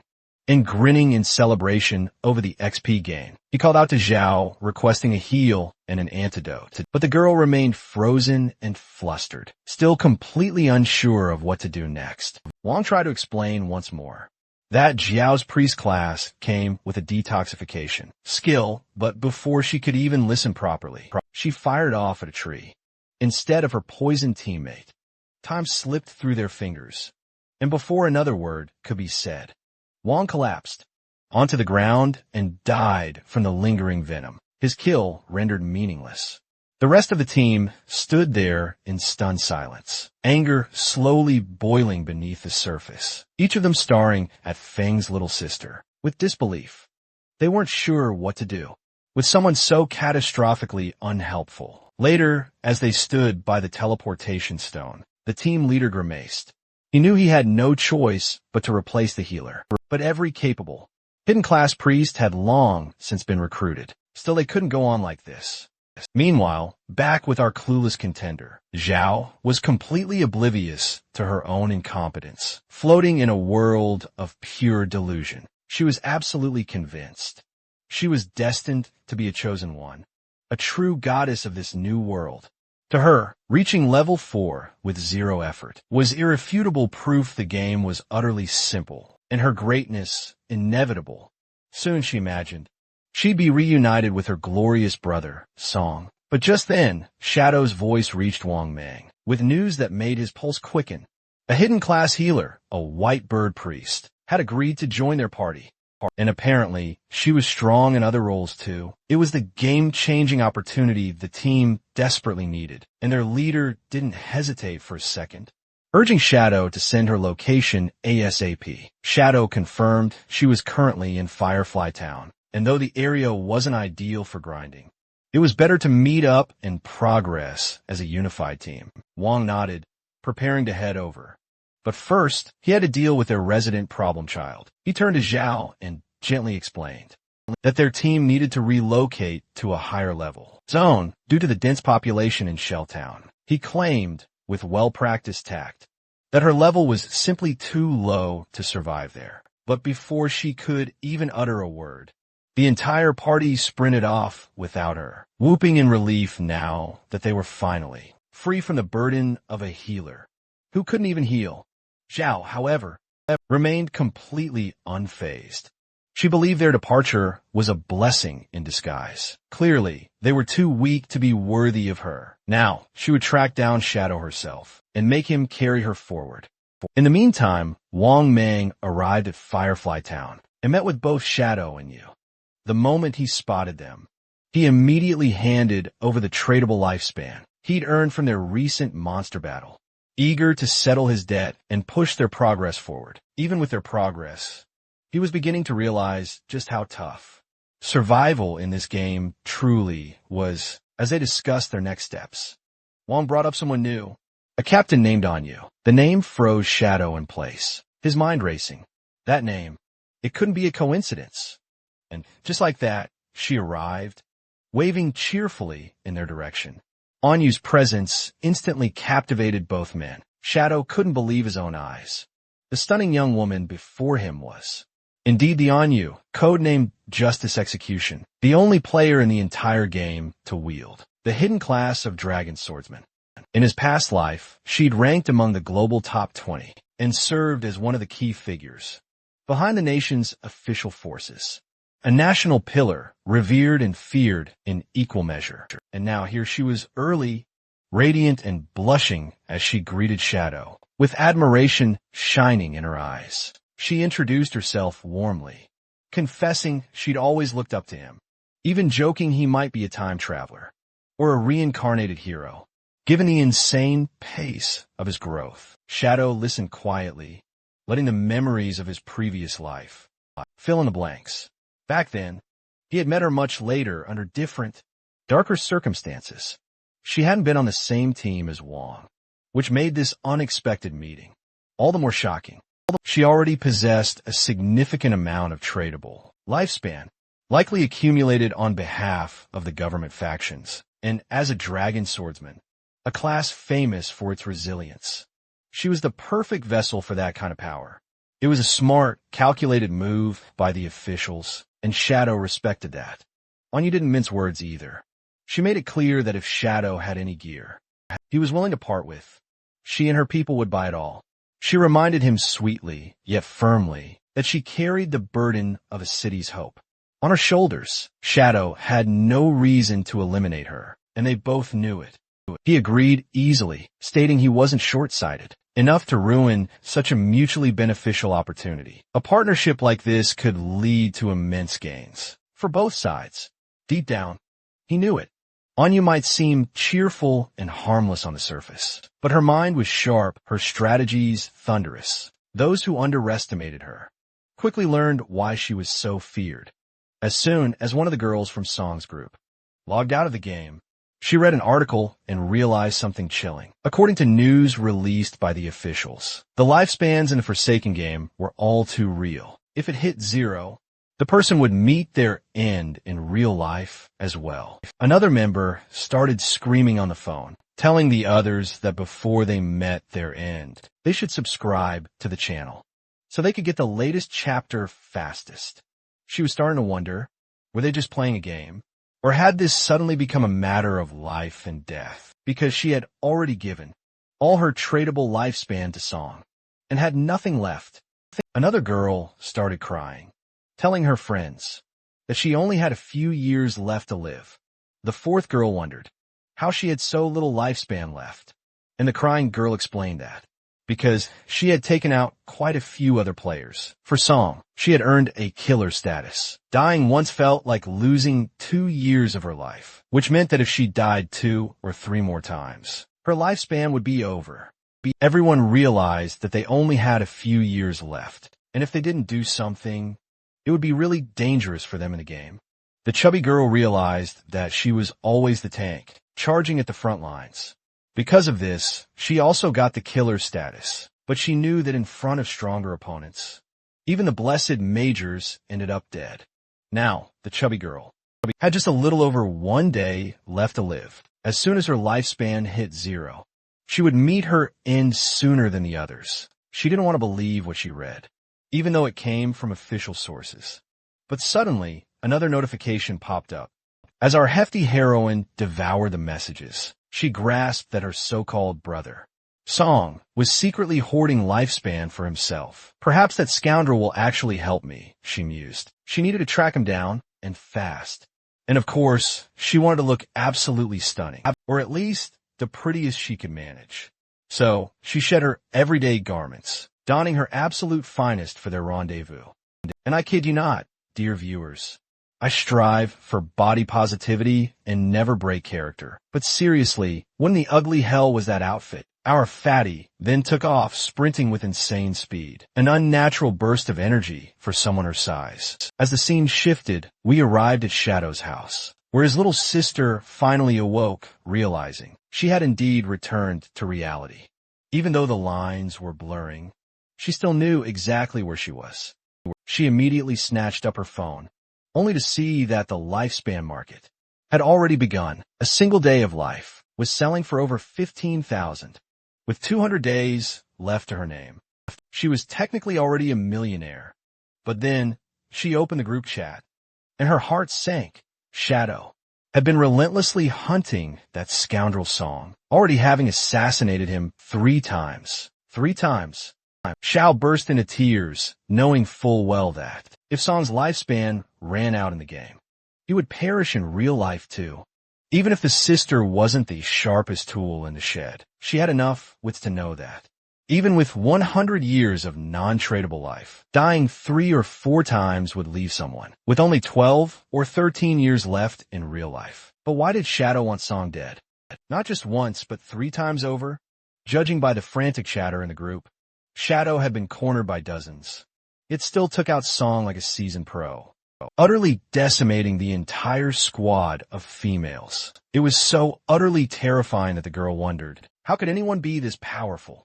But suddenly, a new message popped up.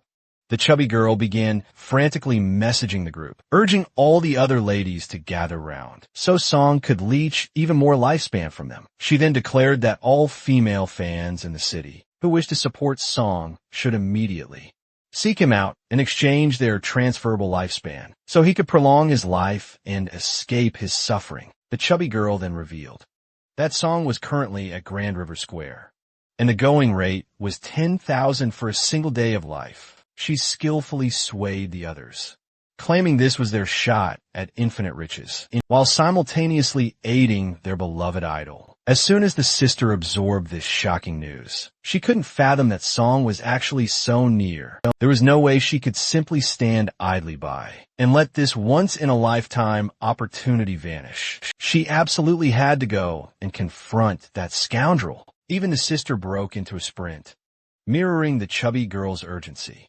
But this time at least, she possessed the stamina and physique to match. Thanks to various perverted individuals, she had amassed over 200 days of transferable life. Now, she truly could aid Song, no matter the cost. As the scene smoothly transitioned once more, we were pulled back into the immersive game world, where we spotted Shadow, expertly cleaving through multiple monstrous sea creatures. System notifications immediately flooded his view, informing him that his 4 core attributes had each sharply increased by 2 points, and he had earned 5 valuable free attribute points, along with unlocking a new career advancement path. The system proudly congratulated Shadow for being the very first player in the entire city to successfully reach level 10. This feat earned him 7 prestige points and various other rewards. Shadow was also the first player in the entire kingdom to achieve level 10, earning him an additional 2 reputation points. The system then announced that once 7 level 10 players existed in the city, a special teleportation feature to the abandoned continent of the gods would finally be unlocked as the absolute first global player to hit level 10. Shadow also received an incredible extra 14 points and dramatically triggered a world announcement. As soon as people saw the notification, they instantly realized Shadow was ridiculously overpowered. He had already snagged the coveted First Achiever's reward and was also the world's first to hit level 10. Everyone now knew, without a shadow of a doubt, that Shadow kept assassinating the little idol, Song, multiple times, and no matter what Song tried, he couldn't escape. But the other players were ecstatic, knowing Song totally deserved this beatdown. Another adventurer couldn't believe Shadow was from the same empire. His own team had a hidden class blacksmith who was still only level 8 after so much grinding. But for Shadow, things were different. He was already at level 10. His country had 500 million people, but not a single one could catch up to Shadow. As the scene shifted again, we saw our boy standing by the ocean. The system notified him he'd spent 13 evolution points to upgrade his assassination skill from platinum to emerald, boosting damage from 40% to a whopping 50%. Now, Shadow was a level 10 assassin with a tradable lifespan of over 7,000 days and a non-tradable lifespan exceeding 1 billion days. His stats were Strength 39, Constitution 39, Agility 111, Spirit 41, Reputation 47. Shadow knew the starting town needed 7 level 10 heroes to activate the teleportation array. But besides him, the highest level was only level 7, so they'd have to wait a bit longer. Deciding he had nothing else to do in-game, Shadow logged out to handle things in real life. As he returned to his main body, he activated the system, which asked if he wanted to trade away some of his lifespan to extract abilities into the real world. The system offered 4 stages: profession and level, equipment, skills, bloodline, and finally divinity. The boy chose to extract his profession first. A blue aura surrounded him. As the system told him, he consumed 1,000 days of his tradable lifespan and extracted the unique hidden class, Shadow. He unlocked passive abilities and all the stats bundled with the trait. Next, he extracted his equipment, trading away another 2,000 days of lifespan, becoming far stronger than any normal person. Then came skill extraction. He knew higher tier skills cost exponentially more lifespan to extract. Not even Shadow had seen that coming. The cost was calculated based on the skill's original tier, not its evolved level. His assassination Skill demanded a hefty 900 days of lifespan to extract, but even at its base level, it was still platinum tier, truly extraordinary. After sacrificing those 900 days, Shadow extracted multiple skills, including shadow assassination and venomous dart. Now, he had only 1,292 days of tradable lifespan remaining, and couldn't extract more for the time being. But even with this much, he had pulled out a platinum-level skill, which was an absolute steal right now. His physical strength was now twice that of an average person, and his agility had soared by a whopping 32 points. He had already surpassed all human limits, with the ability to go completely invisible and unleash deadly poison attacks. From 14 meters away, there was no doubt that he could now easily take down that bastard Song. As he glanced at his phone, he saw the same article, realizing that Song was aggressively buying up lifespans and planning to settle the score once the game updated. But now Shadow had the brat's location, and it wasn't far at all. He could dash over in just over 10 minutes. But suddenly, his phone vibrated. It was a message from his little sister, who couldn't believe Shadow was ignoring her. She made everything about herself, demanding an apology. But this time, Shadow was different. He immediately blocked her and threw the phone away, walking off while thinking that soon everyone playing the game would realize what the true game of the Forsaken World really was. As the scene shifted to the Great Square, the entire place had turned into a chaotic concert, ground filled with deafening cheers, as the crowd roared for Song, the brat who sat smugly on his throne, while doing absolutely nothing worthy of their applause. Among the sea of screaming fans was Shadow's own little sister, her face flushed, as she cheered with all her might for the boy she idolized, as the love of her life was utterly lost, amidst a sea of countless other girls, all eager to sacrifice everything for him. But get this, Song wasn't even performing. He simply sat there, lounging as if the entire world existed to worship him. Meanwhile, a girl beside him leaned in close, smirking as she slyly whispered that she already knew. Shadow had taken Song down 3 separate times in that curse game, but she reassured him not to worry, assuring him she had already dispatched an agent to Firefly Town to track the boy down in reality. The moment Shadow appeared to collect his money, they planned to ambush him and end his life right then and there. With that gleam of arrogance in his eyes, Song demanded to know exactly how their investigation was proceeding.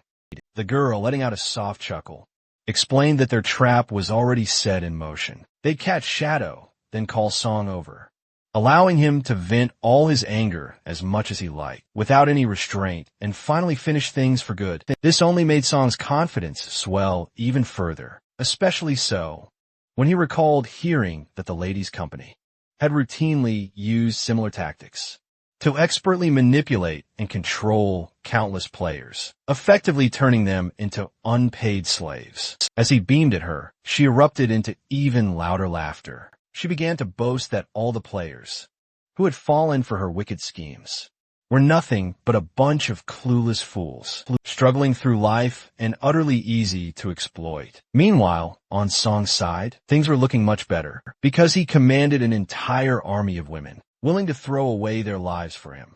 Women so utterly blind, some would even die if he merely asked. Song sat there, practically radiating self-importance. But just as this scene seemed locked into this sickening parade of manipulation, a sudden, loud shout tore through all the noise. A lone voice from the audience.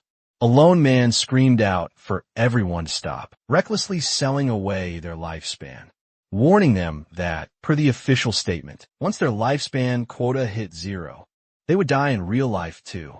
A truth many hadn't even bothered to consider. His voice hit like a lightning strike.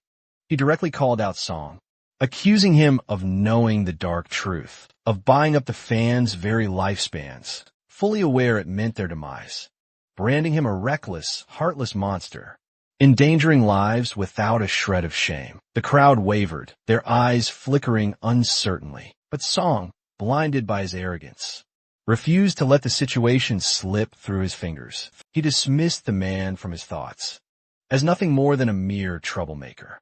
And slowly he stood up, masking his manipulation with a new performance. Sweetly, he addressed the girls, calling them his esteemed friends, and noted he'd observed some debates among them, admitting this with a carefully crafted sigh, that while he was fully aware, his acquisition of lifespans had caused some public stir, he wanted them to know he felt deep regret, and offered his sincerest, heartfelt apologies if he had caused them any inconvenience. That single, calculated lie sparked an uproar. The girls, now whipped into an emotional frenzy, shouted back that he'd done nothing wrong, and didn't need to apologize for a thing, because they were giving their lifespans away, by their own free will.